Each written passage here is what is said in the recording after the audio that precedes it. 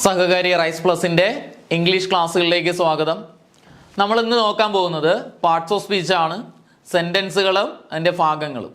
അപ്പോൾ പരീക്ഷയിൽ ചോദ്യങ്ങൾ വരുന്നത് ഐഡന്റിഫിക്കേഷൻ ബേസ്ഡ് ചോദ്യങ്ങളാണ് വരുന്നത്. അതായത് തന്നിരിക്കുന്ന പാർട്ട് ഏതാണ്, തന്നിരിക്കുന്ന സെന്റൻസിലെ നൗണ് കണ്ടെത്തുക, അതുപോലെ പ്രോനൗൺ ഏതാണ്. അപ്പോൾ നമുക്ക് അത്തരത്തിലുള്ള കാര്യങ്ങളാണ് വരുന്നത്.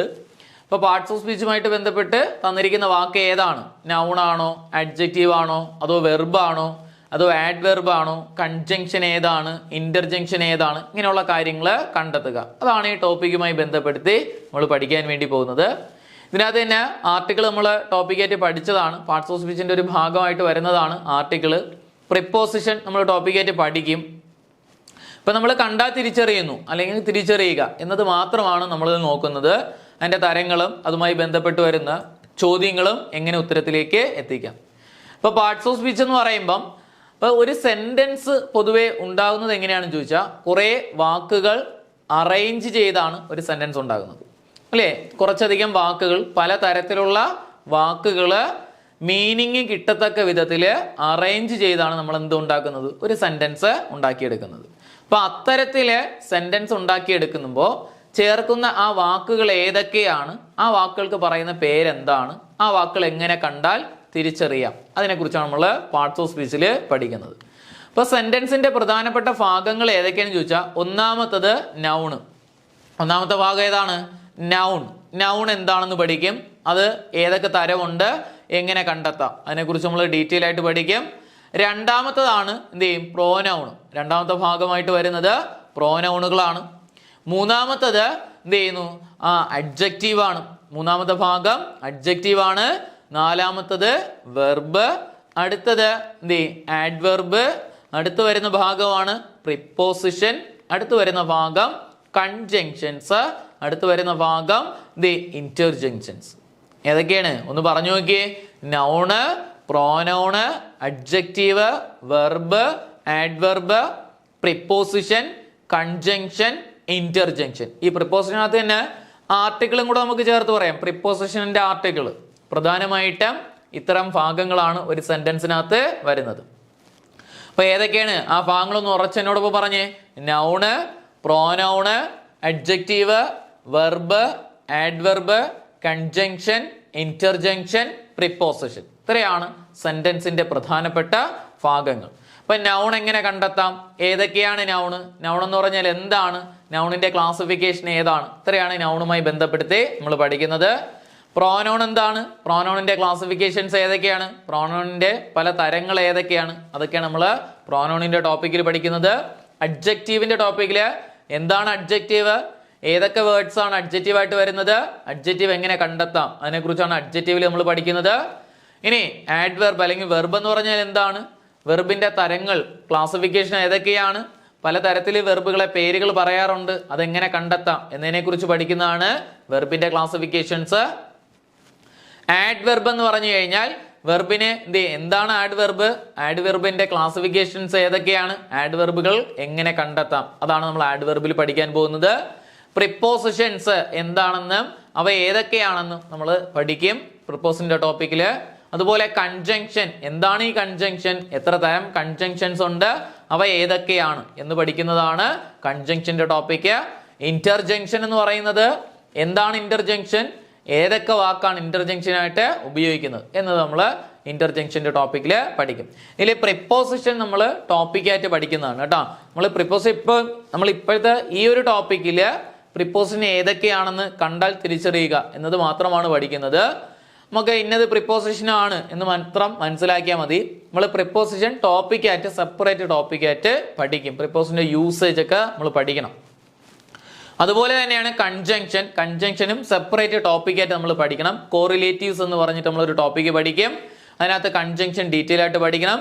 കൺജങ്ഷൻ ഏതൊക്കെ, അവയുടെ ഉപയോഗം എന്താണ്, അവ എങ്ങനെ ഉപയോഗിക്കാം, പരസ്പരം സെന്റൻസുകളിൽ എങ്ങനെയാണ് കൺജങ്ഷൻസ് ഉപയോഗിച്ച് സെന്റൻസിനെ യോജിപ്പിക്കുന്നത്, ഏതൊക്കെ കൺജങ്ഷൻസ് ഉണ്ട് എന്നൊക്കെ, കൺജങ്ഷന്റെ അർത്ഥങ്ങൾ എന്തൊക്കെയാണ്, അത് നമ്മൾ കൺജങ്ഷന്റെ ടോപ്പിക്കിൽ ഡീറ്റെയിൽ ആയിട്ട് പഠിക്കും. അപ്പൊ നമ്മൾ ഇവിടെ ഐഡന്റിഫിക്കേഷൻസ് മാത്രമാണ് പോകുന്നത്. ഓക്കെ, അപ്പൊ അതിൽ ആദ്യത്തേതാണ് എന്ത് ചെയ്യുന്നൂടെ, നൗണ്. ആദ്യത്തെ ഭാഗമായിട്ട് വരുന്നത് നൗണ്. അപ്പൊ എന്താണ് ഈ നൗൺ എന്ന് ചോദിച്ചു കഴിഞ്ഞാൽ പറയുക, എന്തിൻ്റെയും പേരായ ശബ്ദങ്ങൾക്ക് പറയുന്ന പേരാണ് noun. It is a naming word. ഇംഗ്ലീഷിൽ വേണമെങ്കിൽ നൈമിങ് വേർഡ് എന്ന് പഠിച്ചാലും മതി. ഏതൊരു വസ്തുവിൻ്റെയും ഏതൊരു സാധനത്തിൻ്റെയും എന്തിൻ്റെയും പേരായ ശബ്ദത്തിന് പറയുന്ന പേരാണ് നൗൺ. അല്ലേ? ഒരു വസ്തുവിന് അല്ലെങ്കിൽ ഒരു സാധനത്തിന് ഐഡന്റിറ്റി നൽകുന്നത് എന്താണോ അതാണ് നൗൺ എന്ന് പറയുന്നത്. ഇപ്പൊ എൻ്റെ പേര് അല്ലെങ്കിൽ എനിക്കിട്ടിരിക്കുന്ന ഒരു പേരുണ്ട്, അത് എന്ത് ചെയ്യുന്നുണ്ട്, എൻ്റെ ഐഡന്റിറ്റി കൂടിയാണ്. അപ്പൊ അതേപോലെ വസ്തുക്കളുടെ പേര്, സാധനങ്ങളുടെ പേര്, സാധനങ്ങളുടെ, സ്ഥലത്തിന്റെ, വ്യക്തികളുടെ, ഇല്ലേ, living things, non living things, എല്ലാത്തിൻ്റെയും പേരുകൾ, അവസ്ഥകളുടെ പേര്, എല്ലാത്തിൻ്റെയും പേരിനെ നമുക്ക് എന്തെന്ന് വിളിക്കാം? നൗൺ എന്ന് വിളിക്കാം. ഇംഗ്ലീഷ് എങ്ങനെ പറയാം? നൈമിങ് വേർഡ് എന്ന് പറഞ്ഞാൽ it is a naming word. എന്തിൻ്റെയും പേരായ ശബ്ദത്തിന് പറയുന്ന പേരാണ് നൗൺ. ഓക്കെ, എക്സാമ്പിള് കോമൺ ആണ്. കോമൺ എക്സാമ്പിൾസ് ഒന്ന് പറഞ്ഞു നോക്കിയേ. രാഹുൽ ഒരു വ്യക്തിയുടെ പേര്, നൗണാണ്. ടേബിള് ഒരു നൗണാണ്. കമ്പ്യൂട്ടർ ഒരു നൗണാണ്. അതുപോലെ ആപ്പിള് ഒരു നൗണാണ്. പോവർട്ടി ദാരിദ്ര്യം ഒരു നൗണാണ്. എലിഫന്റ് ഒരു നൗണാണ്. ആംഗ്രി ഒരു നൗണാണ്. അതുപോലെ ഗംഗ നദിയുടെ പേര് നൗണാണ്. അല്ലേ? അപ്പൊ ഇതെല്ലാം നൗണുകളാണ്. കോമൺ ആയിട്ട് നൗണ്, നമുക്കൊരു പേര് തന്നു കഴിഞ്ഞാൽ അല്ലെങ്കിൽ ഒരു വാക്ക് തന്നു കഴിഞ്ഞാൽ എന്താണെന്ന് ചോദിച്ചാൽ അതൊരു നൗണാണ് എന്ന് പറയാൻ പറ്റും. ബുക്ക് ഒരു നൗണാണ്. അതുപോലെ എന്ത് ചെയ്യുന്നൂടെ, നമ്മുടെ ഗോട്ട് എന്ന് പറയുന്ന ഒരു നൗണാണ്. അതുപോലെ എന്ത് ചെയ്യുന്നൂടെ, നമ്മുടെ സ്ഥലങ്ങളുടെ പേര്, തിരുവനന്തപുരം എന്ന് പറയുന്ന ഒരു നൗണാണ്. ഗോൾഡ് എന്ന് പറയുന്ന ഒരു നൗണാണ്. ഇതെല്ലാം കോമൺ ആയിട്ട് ഇതിനെയൊക്കെ നമുക്ക് എന്ന് വിളിക്കാം? നൗണെന്ന് വിളിക്കാം. അപ്പം എന്താണ് ഈ നൗൺ എന്ന് ചോദിച്ചാൽ എന്തെന്ന് പറയുക? എന്തിൻ്റെയും പേരായ ശബ്ദങ്ങൾക്ക് പറയുന്ന പേരാണ് നൗൺ. എന്തിൻ്റെയും പേരുകളെയാണ് നൗൺ എന്ന് പറയുന്നത്. അല്ലേ? It is A naming word. Okay, example പറഞ്ഞു. കുട്ടികളെ, പരീക്ഷയ്ക്ക് ചോദ്യം വരുന്നത് സാധാരണ ഒരു സിമ്പിൾ ചോദ്യം എന്താണെന്ന് ചോദിച്ചാൽ, ഒരു സെന്റൻസ് തന്നിട്ട് ഒരു വാക്ക് അണ്ടർലൈൻ ചെയ്തിട്ടുണ്ട്. എന്ത് ചെയ്യുന്നുണ്ട്? അണ്ടർലൈൻ ചെയ്തിരിക്കുന്ന വാക്ക് ഏതാണ്? കോമൺ ചോദ്യമാണ്. അഡ്ജക്റ്റീവ് ഓപ്ഷനിൽ കാണും, ആഡ്വർബ് കാണും, കൺജങ്ഷൻ കാണും, നൗൺ കാണും. അപ്പൊ നമുക്ക് എന്തിൻ്റെങ്കിലും ഒരു പേരായ ശബ്ദമാണെങ്കിൽ നൗൺ ഉത്തരം. ഇതാണ് കോമൺ ആയിട്ട് ചോദിക്കുന്ന ചോദ്യം. ഇച്ചിരി ഡീറ്റെയിൽ ആകുമ്പോഴത്തേക്കും നൗണുകൾ ക്ലാസിഫിക്കേഷൻ പഠിക്കണം. ഇച്ചിരി നമ്മൾ ഡീറ്റെയിൽ ആയിട്ട് പഠിക്കുമ്പോൾ നൗണുകളുടെ ക്ലാസിഫിക്കേഷൻ ചോദിക്കും. അപ്പൊ നൗണുകളെ പ്രധാനമായും രണ്ടായിട്ട് തിരിക്കാം. നൗണുകളെ പ്രധാനമായിട്ട് എന്തായിട്ട് തിരിക്കാം? നമ്മളിപ്പോൾ പഠിച്ച നൗണുകളുണ്ടല്ലോ, അതിനെ രണ്ടായിട്ട് തിരിക്കാം. രണ്ടായിട്ട് പൊതുവേ തിരിക്കാം. ഒന്നാമത്തെ പേരാണ് കോൺക്രീറ്റ് നൗണ്. രണ്ടാമത്തെ പേരാണ് അബ്സ്ട്രാക്റ്റ് നൗൺ. അപ്പൊ രണ്ട് പേരുകൾ ഏതൊക്കെയാണ്? Concrete noun, abstract noun. അപ്പൊ നമ്മളിപ്പോ പഠിച്ചില്ലേ, കോമൺ ആയിട്ട് നൗണുകൾക്ക് പറയുന്ന പേരുകള്, അവയെ രണ്ടായിട്ട് തിരിക്കാം.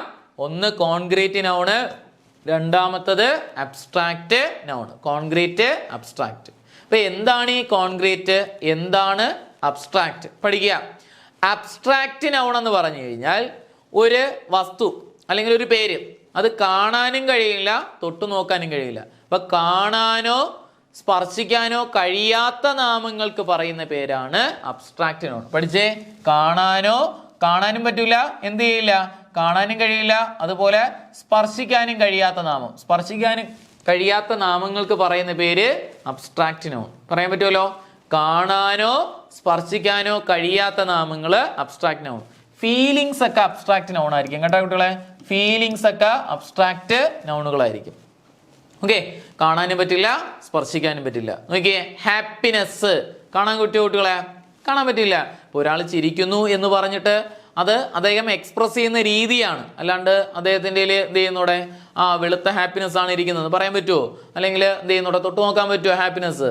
ഇല്ല, അത് ഒരു അബ്സ്ട്രാക്റ്റ് നൗൺ ആണ്. പോവർട്ടി ദാരിദ്ര്യം, ഒന്നും കഴിക്കാനില്ലാത്ത അവസ്ഥ, അതൊരു അവസ്ഥയല്ലേ? കാണാനും പറ്റില്ല, തൊട്ടു നോക്കാനും പറ്റില്ല, അതൊരു അബ്സ്ട്രാക്റ്റ് നൗൺ ആണ്. ചൈൽഡ്ഹുഡ് ഒരു അബ്സ്ട്രാക്റ്റ് നൗൺ ആണ്. അപ്പൊ നിങ്ങൾ ആലോചിക്കും, കുഞ്ഞുങ്ങളെ കാണാൻ പറ്റില്ലേ, തൊട്ടു നോക്കാൻ പറ്റില്ലേ? ചൈൽഡ്ഹുഡ് സ്റ്റേജ് എന്നാണ് പറയുന്നത്. ആ കുട്ടികൾ ആ സ്റ്റേജിൽ ഇരിക്കുന്നതാണ് നമ്മൾ കാണുന്നത്. അതുപോലെ ഓൾഡ് ഏജ് ഒരു അബ്സ്ട്രാക്റ്റ് നൗൺ ആണ്. ഓൾഡ് ഏജ് ഒരു അബ്സ്ട്രാക്റ്റ് നൗൺ ആണ്. കാണാനും പറ്റില്ല, തൊട്ടു നോക്കാനും പറ്റില്ല. നോക്കിയേ, നിങ്ങൾ ഓർമ്മയിലിരുന്നാൽ മതി. എന്ത് ചെയ്യുന്നു? മമ്മൂട്ടി, അദ്ദേഹത്തിന് എത്ര വയസ്സായി? അപ്പോൾ അദ്ദേഹത്തിന് ഇപ്പോൾ ഒരു 73 വയസ്സായി. അതേ സ്ഥാനത്ത് നമ്മളെ വീട്ടിലെ അമ്മുമ്മയ്ക്കാണെങ്കിലോ അതേ പ്രായത്തിൽ അമ്മുമ്മ എങ്ങനെ ഇരിക്കുന്നു? അവര് എന്ത് ചെയ്യുന്നൂടെ എങ്ങനെ ഇരിക്കുന്നു നമുക്കറിയാം. അതുപോലെ മമ്മൂട്ടി എങ്ങനെ ഇരിക്കുന്നു അറിയാം. രണ്ടും ഓൾഡ് ഏജ് ആണ്, രണ്ടും വ്യത്യാസമുണ്ട്. അപ്പോൾ കാണാനും കഴിയില്ല, തൊട്ടു നോക്കാൻ, ഇതൊക്കെ ഒരു അവസ്ഥയാണ്. പിന്നെ അതേപോലെ മ്യൂസിക് കാണാനും കഴിയില്ല, തൊട്ടു നോക്കാനും പറ്റില്ല, ഇല്ലേ? അപ്പൊ ഇങ്ങനെയുള്ള, പിന്നെ അതേപോലെ ആംഗ്രി എന്ത് ചെയ്യുന്നൂടെ കാണാൻ പറ്റുമോ, തൊട്ടു നോക്കാൻ പറ്റുമോ? ഇപ്പൊ ദേഷ്യം ഒരാൾ പ്രകടിപ്പിക്കുന്നത് നമുക്ക് കാണാൻ പറ്റും, അല്ലാണ്ട് അത് രീതിയാണ്. ചില ആൾക്കാർ മിണ്ടാതിരിക്കും ദേഷ്യം വന്നു കഴിഞ്ഞാൽ, ചില ആൾക്കാർ എന്തെങ്കിലും എടുത്ത് എറിയും, ചില ആൾക്കാർ കയർത്ത് സംസാരിക്കും. അതൊക്കെ പ്രകടിപ്പിക്കുന്ന രീതികളാണ് നമ്മൾ കാണുന്നത്. പക്ഷെ അല്ലാണ്ട് നമുക്കത് കാണാൻ പറ്റുമോ? തൊട്ട് നോക്കാൻ പറ്റുമോ? ഇല്ല, കാണാനോ തൊട്ട് നോക്കാനോ കഴിയില്ല. ഇതിനെയൊക്കെ നമുക്ക് എന്തെന്ന് പറയാം? അബ്സ്ട്രാക്റ്റ് നൗണുകളെന്ന് പറയാം. ഇപ്പൊ കാണാനോ സ്പർശിക്കാനോ കഴിയാത്ത നാമങ്ങൾക്ക് പറയുന്ന പേരാണ് അബ്സ്ട്രാക്റ്റ് നൗൺ. അപ്പൊ എന്താണ് ഈ കോൺക്രീറ്റ് എന്ന് പറഞ്ഞു കഴിഞ്ഞാൽ? നിങ്ങൾ കോൺക്രീറ്റ് കെട്ടിടങ്ങൾ എന്നൊക്കെ കേട്ടിട്ടുണ്ടല്ലോ. അപ്പൊ കോൺക്രീറ്റ് കേട്ടിട്ടുണ്ടല്ലോ, കാണാനും കഴിയും തൊട്ട് നോക്കാനും പറ്റും അല്ലേ? അപ്പൊ കാണാനും എന്ത് ചെയ്യും? തൊട്ട് നോക്കാനും സ്പർശിക്കാനും കഴിയുന്ന നാമങ്ങൾക്ക് പറയുന്ന പേരാണ് കോൺക്രീറ്റ് നൗൺ. കാണാനും സ്പർശിക്കാനും തൊട്ട് നോക്കാനും കഴിയുന്ന നാമങ്ങൾക്ക് പറയുന്ന പേര് കോൺക്രീറ്റ് നൗൺ. നോക്കിയേ, പെന്ന് കാണാൻ പറ്റില്ലേ? തൊട്ട് നോക്കാൻ പറ്റില്ലേ? അതിനെയാണ് നമ്മൾ കോൺക്രീറ്റ് നൗൺ എന്ന് പറയുന്നത്. അതുപോലെ കമ്പ്യൂട്ടർ കാണാൻ പറ്റും, തൊട്ട് നോക്കാൻ പറ്റും. ടേബിള് കാണാൻ പറ്റും, തൊട്ട് നോക്കാൻ പറ്റും. റിമോട്ട് കാണാനും പറ്റും, തൊട്ട് നോക്കാനും പറ്റും. അപ്പം കാണാനും സ്പർശിക്കാനും കഴിയുന്ന നാമങ്ങൾക്ക് പറയുന്ന പേര് കോൺക്രീറ്റ്. ഇനി നിങ്ങൾക്ക് ഇപ്പൊ തരയാണ്, ഞാൻ സാധാരണ ഒരു നൗൺ എന്തായാലും ഒരു സാധനം പറയാണ്, പേപ്പർ. നിങ്ങൾ പറഞ്ഞു നോക്കുക, പേപ്പർ എങ്ങനെയുള്ള നൗണാണ്? കോൺക്രീറ്റ് ആണോ അബ്സ്ട്രാക്റ്റ് ആണോ? പേപ്പർ കാണാനും പറ്റും, തൊട്ട് നോക്കാനും പറ്റും. അത് ഏത് ടൈപ്പ് നൗണാണ്? അതൊരു കോൺക്രീറ്റ് നൗണാണ് ഇല്ലേ? അതേപോലെ സാഡ്നെസ്, നിങ്ങൾ പറഞ്ഞു നോക്കിയാൽ സാഡ്നെസ് ഏതരം നൗണാണ് കുട്ടികളെ? സാഡ്നെസ് കാണാനും പറ്റില്ല, തൊട്ട് നോക്കാനും പറ്റില്ല. അതൊരു അബ്സ്ട്രാക്റ്റ് നൗണാണ്. കാണാനോ സ്പർശിക്കാനോ കഴിയാത്ത നാമമാണ് സാഡ്നെസ് എന്ന് പറയുന്നത് അല്ലേ? ചില ആൾക്കാർ സാഡ്നെസ് എന്ന് പറഞ്ഞാൽ കരയും, ചില ആൾക്കാർ എന്ത് ചെയ്യുന്നുണ്ട്? ചിരിക്കും, ചില ആൾക്കാർ അത് എക്സ്പ്രസ് ചെയ്യുന്ന രീതി മിണ്ടാതിരിക്കും, ചില ആൾക്കാർ ഇറങ്ങി എങ്ങോട്ടെങ്കിലും പോകും അല്ലേ? അപ്പൊ അത് പ്രകടിപ്പിക്കുന്ന രീതികളാണ് നമ്മൾ കാണുന്നത്. അതേപോലെ ഇങ്ങനെയൊക്കെയുള്ള സാധനങ്ങൾ. അതുപോലെ അടുത്ത് എന്ത് ചെയ്യുന്നുണ്ട്? ബാഗ് ഏത് ടൈപ്പിനാണ്? കോൺക്രീറ്റ് ആണോ അബ്സ്ട്രാക്റ്റ് ആണോ? ഒന്ന് പറഞ്ഞു നോക്കിയേ. ബാഗ് കാണാനും പറ്റും, തൊട്ട് നോക്കാനും പറ്റും. അതൊരു കോൺക്രീറ്റ് നൗണാണ്. വെസല് എന്ന് പറഞ്ഞ പാത്രം, അത് ഏത് ടൈപ്പ് നൗണാണ് കുട്ടികളെ? വെസല്. അതൊരു കോൺക്രീറ്റ് നൗണാണ്. മറക്കൂലല്ലോ. കാണാനും സ്പർശിക്കാനും കഴിയുന്ന നാമങ്ങൾ കോൺക്രീറ്റ്, കാണാനും സ്പർശിക്കാനും കഴിയാത്ത നാമങ്ങള് അബ്സ്ട്രാക്റ്റ് നൗൺ. അബ്സ്ട്രാക്റ്റ് നൗൺ പരീക്ഷയ്ക്ക് ചോദിച്ചിട്ടുണ്ട്. ഓക്കെ, മറക്കൂലല്ലോ. ഇനി അടുത്തത്, നമ്മൾ ഈ കോൺക്രീറ്റ് നൗൺ ഉണ്ടല്ലോ, ഈ കോൺക്രീറ്റ് നൗണിനെ നമുക്ക് എത്ര ആയിട്ട് തിരിക്കാം കുട്ടികളെ? 4 ആയിട്ട് സബ് ഡിവൈഡ് ചെയ്യാം. കോൺക്രീറ്റ് നൗണുകൾ എത്ര ആയിട്ട് സബ് ഡിവൈഡ് ചെയ്യാം? 4 ആയിട്ട് സബ് ഡിവൈഡ് ചെയ്യാം. നോക്കിയേ, ഇപ്പൊ കോൺക്രീറ്റ് നൗണുകളെ 4 ആയിട്ട് സബ് ഡിവൈഡ് ചെയ്യാന്ന് പറഞ്ഞു. അതിൽ ഒന്നാമത്തതാണ് എന്ത് ചെയ്യുന്നുണ്ട്? നമ്മൾ ആ പേര് വെച്ച് തന്നെ പഠിച്ചു പോകണം കേട്ടോ. ഒന്ന് കാണാതെ പഠിക്കാൻ നിൽക്കണ്ട, മനസ്സിലാക്കിയാൽ മതി. ഒന്നാമത്തെ പേരാണ് പ്രോപ്പർ നൗൺ. ഒന്നാമത്തെ ക്ലാസിഫിക്കേഷന്റെ പേര് എന്താണ് കുട്ടികളെ? Proper noun. അപ്പൊ എന്താണ് ഈ പ്രോപ്പർ നൗൺ കുട്ടികളെ? ഈ പ്രോപ്പർ എന്ന് പറയുന്ന വാക്കിന്റെ അർത്ഥം പറഞ്ഞാണ് കുട്ടികളെ. പ്രോപ്പർ എന്ന് പറയുന്ന വാക്കിന്റെ അർത്ഥം എന്താണ്? പ്രോപ്പർ വളരെ കൃത്യമെന്നാണ്, ഒരു മാറ്റവും ഇല്ല. പ്രോപ്പർ ആയിട്ടുള്ള കാര്യമാണ് ഞാൻ ഈ പറയുന്നത്, വളരെ കൃത്യമായിട്ടുള്ളത്, മാറ്റമില്ലാത്ത കാര്യങ്ങൾ. ഓക്കെ, അത് തന്നെയാണ് അതിന്റെ അർത്ഥം. പ്രോപ്പർ ആയിട്ടുള്ള വാക്ക്, അതായത് ഒരു മാറ്റവും ഇല്ലാത്ത പേരുകൾ. നോക്ക്, വ്യക്തികളുടെ പേര്, സ്ഥലത്തിന്റെ പേര്, വസ്തുക്കളുടെ പേര്. മാറ്റമുണ്ടോ കുട്ടികളെ? ഒരു മാറ്റവും. കാരണം വ്യക്തികളുടെയും സ്ഥലത്തിന്റെയും വസ്തുക്കളുടെ. ഇപ്പൊ നോക്ക്, ഇപ്പൊ എന്റെ പേര് ജനിച്ചപ്പോഴേ ഇട്ട പേരാണ്, അത് മാറ്റമുണ്ടാ? അതിപ്പോ ഞാൻ മരിക്കുന്നവരെയും ആ പേര് തന്നെയായിരിക്കും ആൾക്കാർ വിളിക്കുന്നത് ഇല്ലേ? അതുപോലെ ഇനിയിപ്പോ ഞാൻ ഗസറ്റിൽ കൊടുത്ത് എന്റെ പേര് മാറ്റി എന്ന് വെച്ചോ, എന്നാലും എന്റെ വീട്ടുകാരും നാട്ടുകാരും വിളിക്കുന്ന പേര് ഏതായിരിക്കും? ആ പഴയ പേര് തന്നെയായിരിക്കും. അപ്പൊ നിങ്ങൾ ഓരോരുത്തരുടെയും പേര് അതുപോലെ തന്നെയാണ്. നിങ്ങൾ ഇനിയിപ്പോൾ എത്ര പേര് മാറ്റി എന്ന് പറഞ്ഞാലും ആൾക്കാരും നാട്ടുകാരും വിളിക്കുന്നത് പണ്ടേ കേട്ട പേര് തന്നെയാണ്. നിങ്ങളുടെ സ്ഥലങ്ങളുടെ പേര് ആഴ്ചയിൽ മാറ്റി പറയാറുണ്ടോ? കൃത്യമാണ്. ഇപ്പം സ്ഥലങ്ങൾ ഏതാണോ ആ പേര് അതുപോലെ തന്നെ പറയുന്നു. ഇപ്പൊ തിരുവനന്തപുരം ഞാൻ കേൾക്കുന്ന കാലത്തും എൻ്റെ വീട്ടുകാർ കേൾക്കുന്ന കാലത്തും എന്ത് ചെയ്യുന്നൂടെ? അതിന് മുമ്പത്തെ തലമുറ കേൾക്കുന്നതും തിരുവനന്തപുരം തന്നെ എന്ന് പറയുന്നു അല്ലേ? അതുപോലെ നിങ്ങളുടെ ലോക്കൽ പ്ലേസുകളുടെ പേര് എല്ലാം അത് തന്നെയാണ്. സാധനങ്ങളുടെ പേര്, സാധനങ്ങളുടെ ഓരോത്തിൻ്റെയും പേര് ഇല്ലേ? ആപ്പിൾ എന്ന് പറയുന്ന പേര് ഇല്ലേ? ഞാനും നിങ്ങളും ഒക്കെയും ആപ്പിളിന് ആപ്പിൾ എന്ന് തന്നെ പറയും. ഓറഞ്ച് അത് തന്നെ പറയും, വസ്തുക്കളുടെ പേര് ഇല്ലേ? പിന്നെ അതേപോലെ തന്നെ നദികളുടെ പേര് മാറ്റമുണ്ടോ? അതൊന്നും മാറ്റമില്ല, അതെല്ലാം അങ്ങനെ തന്നെ അങ്ങ് പറയും ഇല്ലേ? ആനിമൽസിന്റെ പേര്, മൃഗങ്ങളുടെ പേര് മാറ്റമുണ്ടോ? ഇല്ല, അതെല്ലാം അങ്ങനെ തന്നെ പറയും. പ്രോപ്പർ എന്ന് പറഞ്ഞാൽ ഒരു മാറ്റവും ഇല്ലാത്ത പേരുകൾ, വ്യക്തികളുടെയും സ്ഥലങ്ങളുടെയും വസ്തുക്കളുടെയും പേര്. ഏതൊക്കെ കുട്ടികളെ? വ്യക്തികളുടെയും സ്ഥലങ്ങളുടെയും വസ്തുക്കളുടെയും പേര് അല്ലേ? അതിന് എക്സാമ്പിൾ നിങ്ങൾ ഇങ്ങനെ പഠിക്കുക, നിങ്ങളുടെ പേര്, നിങ്ങളുടെ സ്ഥലം, നിങ്ങൾക്ക് ഇഷ്ടമുള്ള ഒരു സാധനത്തിന്റെ പേര്, അങ്ങനെ നിങ്ങൾ പഠിച്ചു വെച്ചാൽ മതി. ഏതാണ്? 1 അരുണ്, 2 ആപ്പിള്, 3 തിരുവനന്തപുരം ഇല്ലേ? അപ്പം പ്രോപ്പർ നൗൺ എന്ന് പറഞ്ഞാൽ വ്യക്തികളുടെയും സ്ഥലങ്ങളുടെയും വസ്തുക്കളുടെയൊക്കെ പേരായ ശബ്ദത്തിന് പറയുന്ന പേര് പ്രോപ്പർ. ഒരു മാറ്റവും ഇല്ല, വളരെ കൃത്യമായിട്ടുള്ള പേരുകൾ. രണ്ടാമത്തെ പേരാണ് അല്ലെങ്കിൽ രണ്ടാമത്തെ ക്ലാസിഫിക്കേഷൻ ആണ് കോമൺ നൗൺ. രണ്ടാമത്തെ ക്ലാസിഫിക്കേഷൻ ഏതാണ് കുട്ടികളെ? Common noun. അതായത് കോമൺ എന്ന് പറയുന്ന വാക്കിന്റെ അർത്ഥം പറഞ്ഞാണ് കുട്ടികളെ കോമൺ. അതിനകത്ത് നിന്ന് തന്നെ പഠിക്കുക, കാണാതെ പഠിക്കരുത്, ആ വാക്കിൽ നിന്ന് തന്നെ പഠിക്കാം നമുക്ക്. കോമൺ എന്ന് പറഞ്ഞാൽ എന്താണ്? പൊതുവേ പറയുന്ന പേര്. അതായത് ഒരുപോലെയുള്ള സാധനങ്ങൾക്ക് പൊതുവേ പറയുന്ന പേരാണ് കോമൺ നൗൺ. അപ്പോൾ ഒരുപോലെയുള്ള കുറേ കാര്യങ്ങൾ, ഇപ്പം എൻ്റെ പേര് അജിത്ത് എന്നാണ്, അപ്പോൾ അതുപോലെ ഇന്ന ആളുടെ പേര് അരുൺ എന്നാണ്. നമ്മൾ എല്ലാവരും സ്കൂളിൽ പഠിക്കുന്ന കുട്ടികളാണെങ്കിൽ നമ്മളെല്ലാവരെയും കൂടെ ചേർത്തിട്ട് എന്തെന്ന് പറയാം? സ്റ്റുഡൻസ് എന്ന് പറയാറുണ്ട്. കോമൺ ആയിട്ട് പറയുന്ന പേരില്ലേ? ഇപ്പം ഞാനും അദ്ദേഹവും എല്ലാവരും ആൺകുട്ടികളായതുകൊണ്ട് ബോയ്സ് എന്ന് പറയുന്നു. കോമൺ നൗൺ അല്ലേ കുട്ടികളെ? ബ്രദർ എന്ന് പറയുന്നത് കോമൺ നൗൺ അല്ലേ?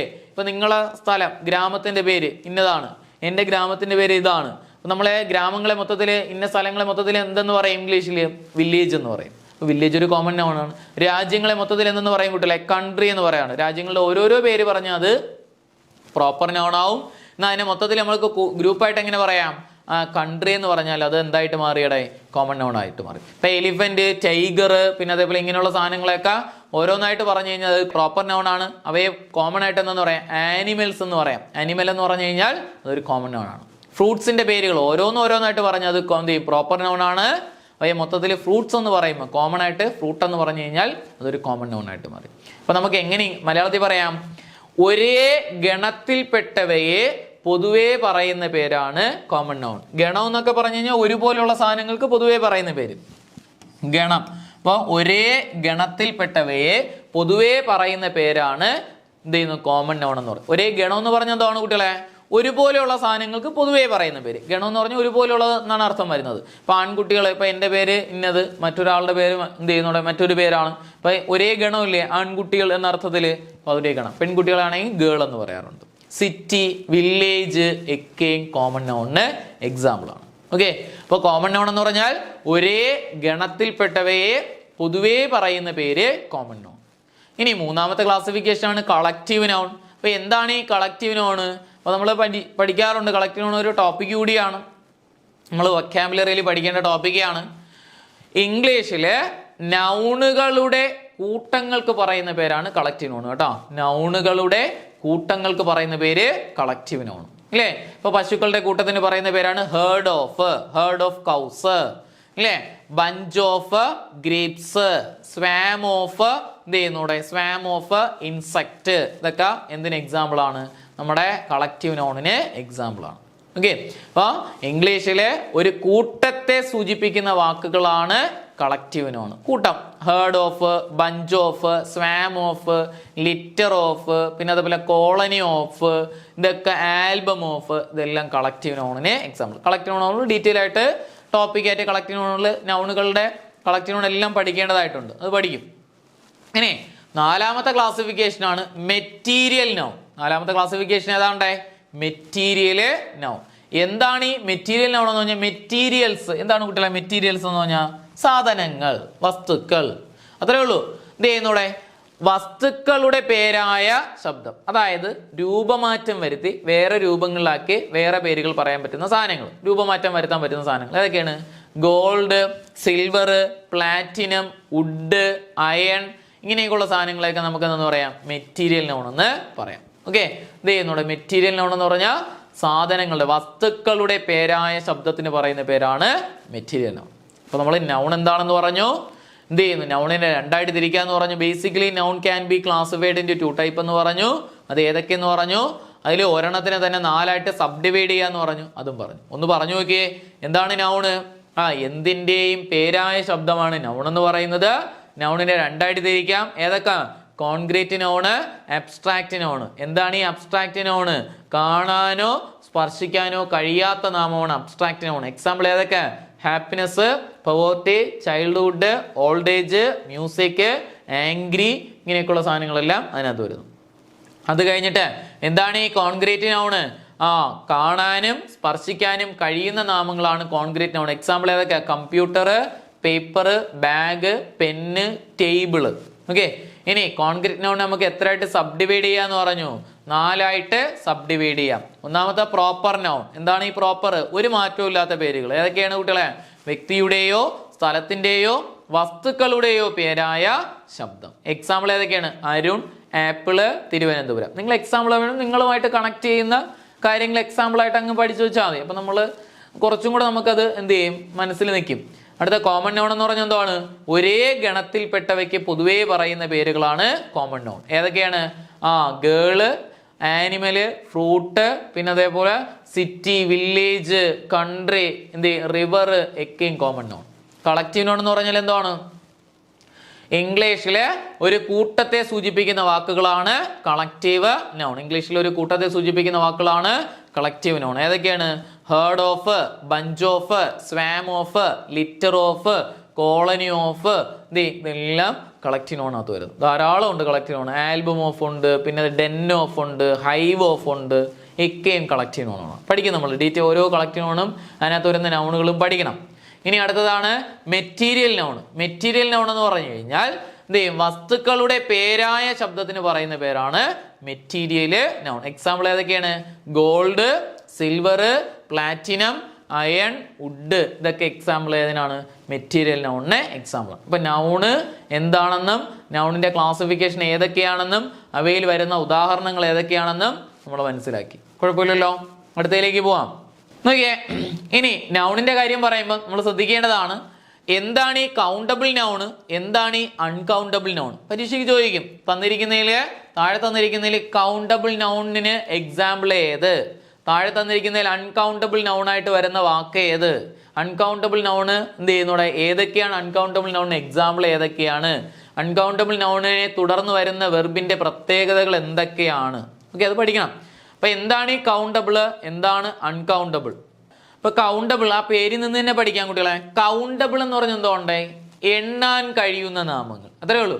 എണ്ണാൻ കഴിയുന്ന നാമങ്ങൾക്ക് പറയുന്ന പേര് കൗണ്ടബിൾ നൗൺ എന്നും എണ്ണാൻ കഴിയാത്ത നാമങ്ങൾക്ക് പറയുന്ന പേര് അൺകൗണ്ടബിൾ നൗൺ എന്നും പറയാം. അപ്പൊ എണ്ണാൻ കഴിയുന്ന നാമങ്ങള് കൗണ്ടബിൾ നൗണ്, എണ്ണാൻ കഴിയാത്ത നാമങ്ങൾക്ക് പറയുന്ന പേര് അൺകൗണ്ടബിൾ നൗൺ. ഈ കൗണ്ടബിൾ നമുക്ക് അത്ര പ്രാധാന്യമില്ല, നമുക്ക് അറിയാന്നുള്ളതാണ് ഇല്ലേ. കൗണ്ടബിളിന് example apple, orange, bag, boy, girl, student, ഇങ്ങനെയൊക്കെ വരുന്ന വാക്കുകളെല്ലാം കൗണ്ടബിൾ ആണ് അല്ലേ. 1, 2, 3 എന്ന് നമുക്ക് സംഖ്യയായിട്ട് പറയാൻ പറ്റുന്ന സാധനങ്ങൾ. 1 ആപ്പിള്, 2 ആപ്പിള്, 3 ആപ്പിള്, ഇങ്ങനെയൊക്കെ പറയാൻ പറ്റും. നമുക്ക് എണ്ണി തീർക്കാൻ വേണ്ടി പറ്റുന്ന സാധനങ്ങൾ ഇല്ലേ. അതേപോലെ എന്നാൽ അൺകൗണ്ടബിൾ ആണെങ്കിലോ എണ്ണാൻ കഴിയില്ല. എണ്ണാൻ കഴിയാത്ത നാമങ്ങൾക്ക് അൺകൗണ്ടബിൾ നൗൺ എന്ന് പറയും. അത് വളരെ ഇമ്പോർട്ടൻ്റ് ആണ്. അൺകൗണ്ടബിൾ നമ്മൾ പഠിക്കണം. ഈ കൗണ്ടബിൾ നൗൺ എല്ലാം സിംഗുലാറും പ്ലൂറലും ഉണ്ട് കേട്ടോ. കൗണ്ടബിൾ നൗണിനെ നമുക്ക് സിംഗുലാർ എന്നും പ്ലൂറൽ എന്നും പറയാം. Countable noun. അപ്പൊ കൗണ്ടബിൾ നൗൺ സിംഗുലാർ ആണെങ്കിൽ, സിംഗുലാർ ആയിട്ടാണ് ഉപയോഗിക്കുന്നതെങ്കിൽ തുടർന്ന് വരുന്ന വെർബ് എന്തായിരിക്കും? സിംഗുലാർ ആയിരിക്കും. Apple is good for health. Apple singular ആണ്, ഈസ് സിംഗുലാർ ആണ്, ഈസ് ഗുഡ് ഫോർ ഹെൽത്ത് ഉത്തരമായിട്ട് വരുന്നു അല്ലേ. ഇനി കൗണ്ടബിൾ നൗണിനെ പ്ലൂറൽ ആയിട്ട് ഉപയോഗിച്ച് കഴിഞ്ഞാൽ തുടർന്ന് വരുന്ന വെർബ് എന്തായിരിക്കും കുട്ടികളെ? പ്ലൂറൽ ആയിരിക്കണം. നമുക്ക് ബേസിക് ഐഡിയ അത് നമ്മളതിലുണ്ട്. അപ്പോൾ apples are good for health, apples are good for health. Apples അവിടെ പ്ലൂറൽ ആയിട്ട് വന്നപ്പോൾ ആർ നമ്മൾ ചേർത്ത് പറയുന്നു. ഓക്കെ, ഇനി എന്നാൽ ഈ അൺകൗണ്ടബിൾ നൗണുകളാണെങ്കിൽ എണ്ണാൻ കഴിയാത്ത നാമങ്ങളാണ് അൺകൗണ്ടബിൾ നൗൺ. അത് നമ്മൾ പഠിക്കണം, കാരണം അത് പരീക്ഷയ്ക്ക് വളരെ ഇമ്പോർട്ടൻ്റ് ആണ്. അൺകൗണ്ടബിൾ നൗണ് തുടർന്ന് ഈ അൺകൗണ്ടബിൾ നൗണായിട്ട് ഉപയോഗിക്കുന്ന വാക്കുകൾ വാട്ടർ, മിൽക്ക്. അൺകൗണ്ടബിൾ നൗൺ എഴുതിയെടുത്ത് തന്നെ പഠിക്കണം കേട്ടോ. വാട്ടർ, മിൽക്ക്, എയർ, മണി. വാട്ടർ, മിൽക്ക്, എയർ, മണി. ചില കുട്ടികൾക്കെങ്കിലും ഡൗട്ട് വരും, മണി കൗണ്ടബിൾ അല്ലേ, നമുക്ക് എണ്ണാൻ പറ്റില്ലേ?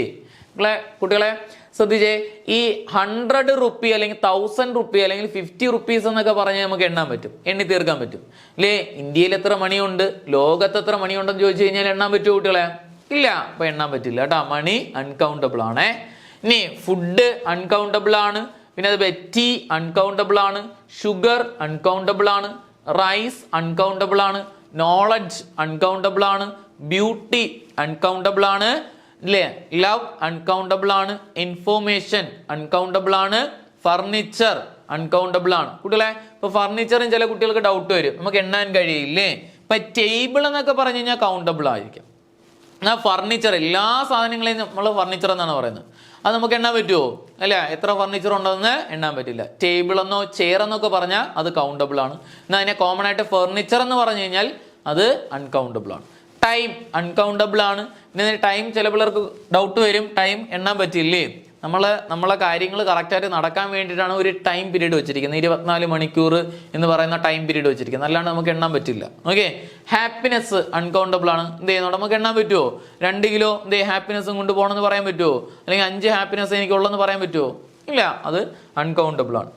അഡ്വൈസ് അൺകൗണ്ടബിൾ ആണ് കേട്ടോ. അഡ്വൈസ് അൺകൗണ്ടബിൾ ആണ്. ഞാൻ 5 ഉപദേശം നിങ്ങൾക്ക് തന്നു എന്ന് പറഞ്ഞിട്ട് 5 ഉള്ളൂ ഉപദേശം എന്ന് പറയാൻ പറ്റുമോ? ഇല്ല, എത്ര വേണോ അഡ്വൈസ് ചെയ്യാം. ഓക്കെ, ഒന്നും കൂടെ പറഞ്ഞേ, ഏതൊക്കെയാണ് അൺകൗണ്ടബിൾ നൗണായിട്ട് വരുന്നത്? ഉറച്ചൊന്ന് പറഞ്ഞേ. Water, milk, air, money, food, പിന്നെ അതേപോലെ tea, sugar, rice, knowledge, beauty, love, information, furniture, time, happiness, advice. ഇങ്ങനെയുള്ളതിനെയൊക്കെ നമുക്ക് എന്തെന്ന് പറയാം? അൺകൗണ്ടബിൾ നൗൺ എന്ന് പറയാം. അപ്പൊ എന്താണ് കൗണ്ടബിൾ, എന്താണ് അൺകൗണ്ടബിൾ എന്ന് പറഞ്ഞാൽ എണ്ണാൻ കഴിയുന്ന നാമങ്ങൾ കൗണ്ടബിൾ നൗൺ, എണ്ണാൻ കഴിയാത്ത നാമങ്ങൾ അൺകൗണ്ടബിൾ നൗൺ. മറക്കൂലല്ലോ, ക്ലിയർ ആണല്ലോ. ഓക്കെ, അടുത്ത് നോക്കിയേ, ഈ അൺകൗണ്ടബിൾ നൗൺ ഒന്ന് എടുത്തു വെച്ച് പഠിക്കണം കേട്ടോ. പ്രത്യേകം എടുത്തു വെച്ച് പഠിക്കേണ്ടതാണ് അൺകൗണ്ടബിൾ നൗൺ. നമ്മൾ കോൺകോഡിനകത്തും അൺകൗണ്ടബിളിനെ കുറിച്ച് ഡീറ്റെയിൽ ആയിട്ട് പറയും. എന്നാലും അൺകൗണ്ടബിൾ ഇവിടെ പറഞ്ഞുകൊണ്ട് മാത്രം ആ ചോദ്യങ്ങളൊന്ന് നോക്കുക കുട്ടികളെ. ഈ അൺകൗണ്ടബിൾ നൗൺ ഉണ്ടല്ലോ, ഈ അൺകൗണ്ടബിൾ നൗൺ കഴിഞ്ഞിട്ട് വരുന്ന ഉത്തരങ്ങൾ എപ്പോഴും സിംഗുലാർ വെർബ് ആയിരിക്കും കേട്ടോ. അൺകൗണ്ടബിൾ നൗൺ പ്ലസ് സിംഗുലാർ വെർബാണ് കേട്ടോ. S V means singular verb എന്നാണ്. അൺകൗണ്ടബിൾ നൗൺ നമ്മൾ നേരത്തെ പഠിച്ച സാധനങ്ങൾ ഏത് കഴിഞ്ഞിട്ടും തുടർന്ന് വരുന്ന വെർബ് എപ്പോഴും എന്തായിരിക്കണം? സിംഗുലാർ ആയിരിക്കണം. മറക്കരുത്, 1 മാർക്കാണ്. Uncountable noun plus singular verb. Countable noun സിംഗുലാറും പ്ലൂറലും നോക്കി എഴുതിയാൽ മതി. അതിനെങ്ങനെ പ്ലൂറലാക്കാം? എസ് ഇട്ട് അവസാനിപ്പിച്ചാൽ. കൗണ്ടബിൾ എല്ലാം നമുക്ക് എസ് ഇട്ട് അവസാനിപ്പിച്ച് അതിനെ പ്ലൂറലാക്കാം. അൺകൗണ്ടബിൾ അങ്ങനെ പറ്റില്ല. അതുകൊണ്ട് അൺകൗണ്ടബിൾ നൗൺ കഴിഞ്ഞിട്ട് തുടർന്ന് വരുന്ന ഉത്തരങ്ങൾ എപ്പോഴും എന്തായിരിക്കണം? സിംഗുലാർ ആയിരിക്കണം. നിങ്ങളത് നോക്കിയേ, ദ ന്യൂസ് ഈസ് ഗുഡ്. കണ്ട, ന്യൂസ് അൺകൗണ്ടബിൾ ആണ്. അൺകൗണ്ടബിൾ നൗൺ ആണ് ന്യൂസ്. അപ്പൊ അത് തുടർന്ന് വരുന്ന ഉത്തരം ഈസ് സിംഗുലാർ ആണ്. ഇനി this information, information uncountable noun ആണ് ഇല്ലേ? Is useless. ഈസ് എന്ന് പറയുന്നത് സിംഗുലാർ വെർബ് അല്ലെങ്കിൽ ഓക്സിലറി ആണ്. സിംഗുലർ ഇവിടെ വെർബായിട്ടാണ് ഉപയോഗിച്ചിരിക്കുന്നത്. കാരണം മെയിൻ വെർബ് ഇല്ലാത്തത് കൊണ്ട് ഓക്സിലറി വെർബുകളെ വെർബായിട്ട്, മെയിൻ വെർബായിട്ട് എടുക്കാം. ഓക്കെ, ഇവിടെ അത് പ്രാധാന്യം ഇല്ല. ഈസ് സിംഗുലാർ ആണെന്ന് ഓർമ്മയിൽ ഇരുന്നാൽ മതി. ഓക്കെ, അപ്പോൾ ഇത് അൺകൗണ്ടബിൾ നൗണുകൾ ഏത് കഴിഞ്ഞാലും തുടർന്ന് വരുന്ന വെർബുകൾ എപ്പോഴും എന്തായിരിക്കണം? സിംഗുലാർ ആയിരിക്കണം. 1 മാർക്ക് കിട്ടിയില്ലേ? 1 മാർക്കാണ് കേട്ടോ, മറക്കരുത്. ഓക്കെ, ക്ലിയർ ആണല്ലോ. അപ്പൊ എന്താണ് ഈ കൗണ്ടബിൾ എന്ന് പറഞ്ഞു, എന്താണ് അൺകൗണ്ടബിൾ എന്ന് പറഞ്ഞു. അൺകൗണ്ടബിൾ നൗണിനെ തുടർന്ന് വരുന്ന വെർബ് സിംഗുലാർ ആണെന്ന് പറഞ്ഞു. അൺകൗണ്ടബിൾ നൗണ് പ്രധാനം അല്ലെങ്കിൽ പ്രാധാന്യം ഉള്ളതാണെന്നും കൂടെ പറഞ്ഞു. ഓക്കെ, അടുത്ത രണ്ടാമത്തെ ഭാഗമാണ് പ്രോനൗൺ. അപ്പൊ നമ്മള് നൗണ് പറഞ്ഞു. നൗൺ ജസ്റ്റ് ഒന്ന് പറഞ്ഞു നോക്കിയേ. നൗണ് നമ്മൾ നൗണിന്റെ സ്ഥാനങ്ങൾ അത്രയും പറഞ്ഞു. നൗണൊന്ന് പറഞ്ഞു നോക്കിയേ. നൗൺ എന്താണെന്ന് ചോദിച്ചു കഴിഞ്ഞാൽ എന്തിന്റെയും പേരായ ശബ്ദത്തെ നൗൺ എന്ന് പറയുന്നു. നൗണുകളെ 2ആയിട്ട് തിരിക്കാം. ഏതൊക്കെ പേരാണ് കുട്ടികളെ? കോൺക്രീറ്റ് നൗൺ എന്നും അബ്സ്ട്രാക്റ്റ് നൗൺ എന്നും പറഞ്ഞ് 2ആയിട്ട് തിരിക്കാം. എന്താണ് ഈ അബ്സ്ട്രാക്റ്റ് എന്ന് പറഞ്ഞാൽ? കാണാനോ സ്പർശിക്കാനോ കഴിയില്ല. എന്താണ് കോൺക്രീറ്റ്? കാണാനും കഴിയുന്നു, സ്പർശിക്കാനും കഴിയുന്നു. ഇനി ഈ കോൺക്രീറ്റ് നൗണിനെ 4ആയിട്ട് സബ് ഡിവൈഡ് ചെയ്യാം. ഏതൊക്കെയാണ് കുട്ടികളെ? ഒന്നാമത്തെ പേര് പ്രോപ്പർ നൗണ്, രണ്ടാമത്തെ പേര് കോമൺ നൗണ്, മൂന്നാമത്തെ പേര് കളക്റ്റീവ് നൗണ്, നാലാമത്തെ പേര് മെറ്റീരിയൽ നൗൺ. അതെന്താണ്, എന്തൊക്കെയാണ് അതിന്റെ ഉദാഹരണങ്ങളെന്നും പറഞ്ഞിരുന്നു. അടുത്ത രണ്ടാമത്തതാണ്, അടുത്ത നമ്മൾ പറഞ്ഞതാണ് എന്താണ് ഈ കൗണ്ടബിൾ നൗണ്, എന്താണ് അൺകൗണ്ടബിൾ നൗൺ എന്ന് പറഞ്ഞു. എണ്ണാൻ കഴിയുന്നത് കൗണ്ടബിള്, എണ്ണാൻ കഴിയാത്ത നാമങ്ങള് അൺകൗണ്ടബിൾ. അൺകൗണ്ടബിൾ നൗൺ വളരെ പ്രധാനമാണെന്ന് പറഞ്ഞു. അതിന്റെ എക്സാമ്പിൾസ് എല്ലാം നമ്മൾ പഠിച്ചു. അൺകൗണ്ടബിൾ നൗൺ കഴിഞ്ഞിട്ട് വരുന്ന ഉത്തരങ്ങൾ എപ്പോഴും എന്തായിരിക്കണം എന്ന് പറഞ്ഞു? സിംഗുലാർ ആണെന്നും കൂടെ പറഞ്ഞിരുന്നു. ഓക്കെ, അപ്പൊ പാർട്സ് ഓഫ് സ്പീച്ചിലെ രണ്ടാമത്തെ ഭാഗമാണ് പ്രോനൗൺ. കുട്ടികളെ, പ്രോ എന്ന് പറഞ്ഞ അർത്ഥം എന്താണ്? പ്രോ മീൻസ് പകരം എന്നാണ് അർത്ഥം കേട്ടോ. പ്രോ മീൻസ് പകരം, നൗണിന് പകരം. അപ്പൊ പ്രോനൗൺ എന്ന് പറഞ്ഞാൽ നൗണിന് പകരം.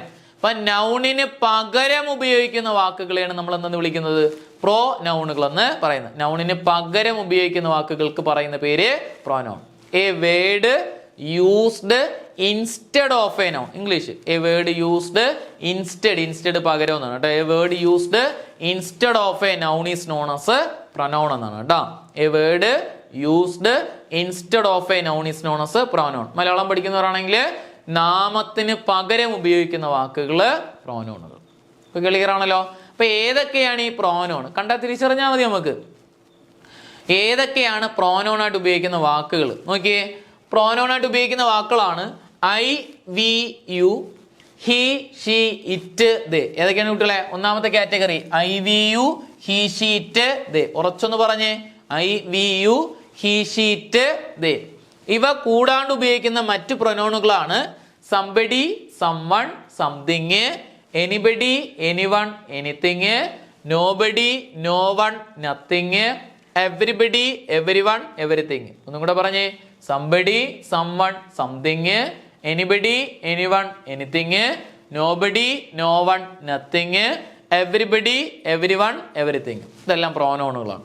അപ്പൊ പ്രോനൗൺ എന്ന് പറഞ്ഞാൽ എന്താണെന്ന് പറഞ്ഞു? നാമത്തിന് പകരം ഉപയോഗിക്കുന്ന വാക്കുകളാണ് പ്രോനൗണ്. പ്രോനൗണായിട്ട് ഉപയോഗിക്കുന്ന വാക്കുകൾ ഏതൊക്കെയാണെന്നും കൂടെ പറഞ്ഞു. ഐ, ഇതാണ് എപ്പോഴും പരീക്ഷയിൽ വരുന്ന സാധനങ്ങളാണ്. ഈ പ്രോനൗണുകൾ വളരെ പ്രധാനത്തിൽ നമ്മൾ പഠിക്കേണ്ട സാധനമാണ്. ഇത് ഏതൊക്കെയാണ്? I we you he she it they. I we you he she it they. Okay, ഇത് കൂടാണ്ട് പറഞ്ഞ പ്രോനൗൺ ഏതൊക്കെയാണ് കുട്ടികളെ? Somebody, someone, something, anybody, anyone, anything, nobody, no one, nothing, everybody, everyone, everything. Clear ആണല്ലോ കുട്ടികളെ? ഏതാ? Somebody, someone, something, anybody, anyone, anything, nobody, no one, nothing, everybody, everyone, everything.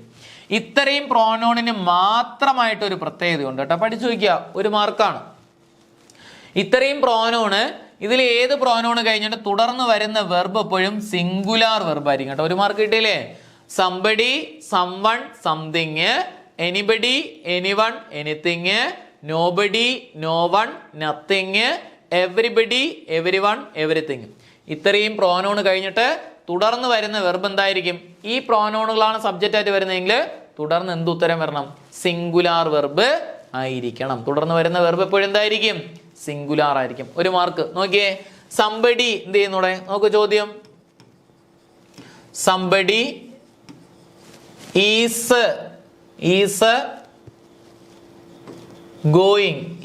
Going to school. Somebody is going to school. കണ്ടാ? Somebody എന്ന് പറയുന്നത് എന്ത് ചെയ്യുന്നൂടെ? Pronoun ആയിട്ട് വന്നിരിക്കുന്നു. Is നമ്മളവിടെ ഉപയോഗിച്ചിരിക്കും. ഈസ് എന്ന് പറയുന്നത് സിംഗുലാർ ഓക്സിലറി വെർബാണ്. കണ്ടാ? അപ്പോ നമ്മളെ ഏതൊക്കെ വാക്കുകൾ പറഞ്ഞു? Somebody, someone, something, anybody, anyone, anything, nobody, no one, nothing, everybody, everyone, everything. ഈ വാക്കുകൾ ഏത് കഴിഞ്ഞിട്ട് തുടർന്ന് വരുന്ന വെർബ് എന്തായിരിക്കണം? സിംഗുലാർ വെർബുകളായിരിക്കണം. ഓക്സിലറി വരാം, അല്ല എങ്കിൽ മെയിൻ വെർബുകൾ വരാം. ഇനി നമ്മൾ അതിനകത്ത് പഠിക്കേണ്ട, ഡീറ്റെയിൽ ആയിട്ട് പഠിക്കേണ്ടത് ഏതൊക്കെയാണ്? I we you he she it they. ഇവയുടെ ഡീറ്റെയിലിംഗ് ആണ് നമ്മൾ അടുത്ത് പഠിക്കാൻ വേണ്ടിയിട്ട് പോകുന്നത്. നോക്കിയേ, നാമത്തിന് പകരം ഉപയോഗിക്കുന്ന വാക്കുകളാണ് പ്രൊനൗണ്. അത്രയും നമ്മൾ പറഞ്ഞു. ഓക്കെ, അടുത്ത് നോക്കിയേ കുട്ടികളെ, പ്രോനൗണ്. ഈ പ്രോനൗണുകൾക്ക് രൂപമാറ്റങ്ങൾ, അതായത് നമ്മൾ പറഞ്ഞ I we you he she it they, ഇവയുടെ രൂപമാറ്റങ്ങൾ പഠിക്കണം കേട്ടോ. പ്രോനൗണുകളുടെ രൂപമാറ്റം. പ്രോനൗണിന്റെ എന്ത് ചെയ്യുന്നു?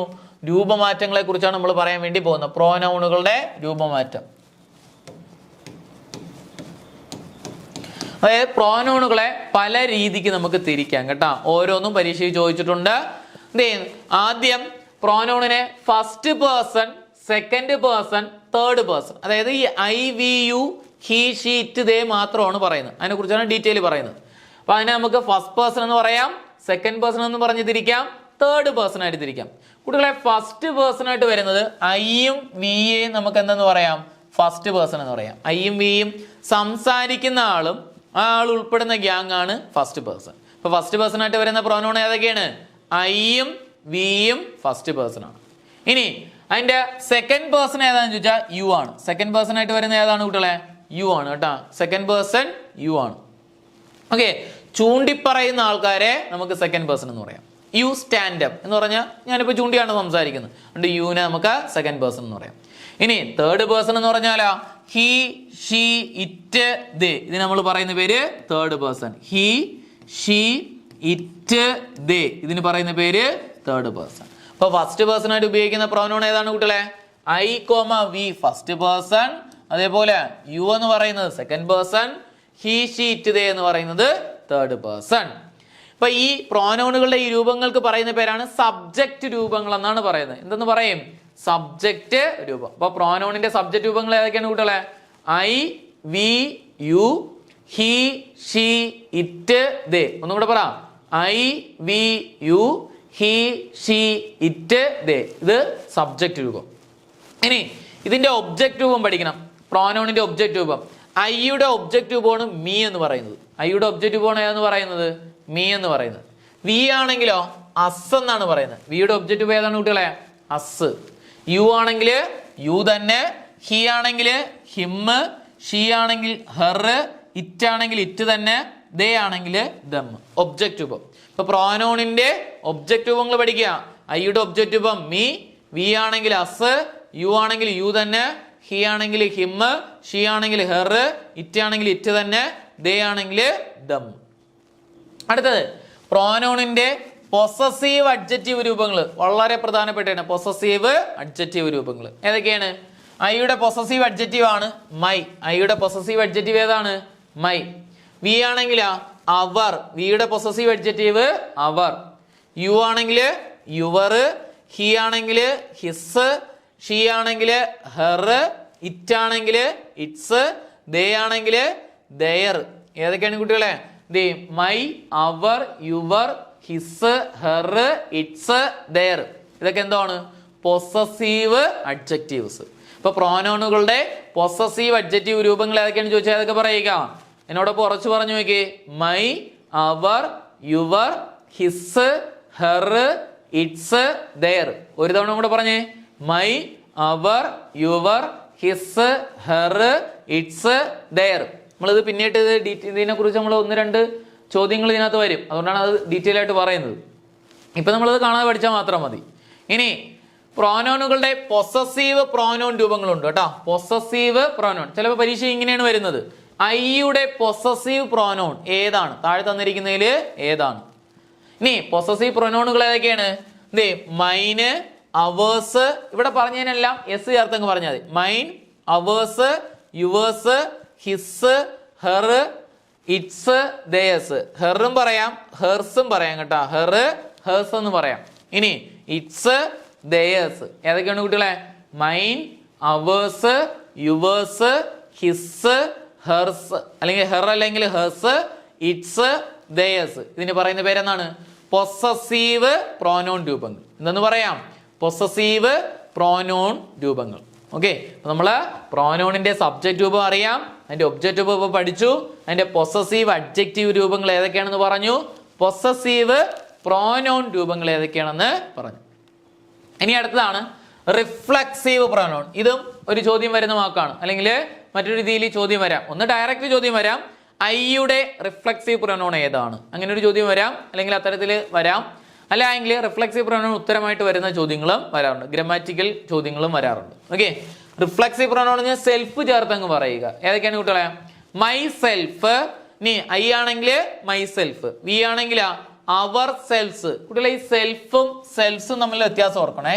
സെൽഫ് ചേർത്ത് പറയുന്നതെല്ലാം സിംഗുലാറും സെൽഫ്സ് ചേർത്ത് പറയുന്നതെല്ലാം പ്ലൂറലാണ് കേട്ടോ.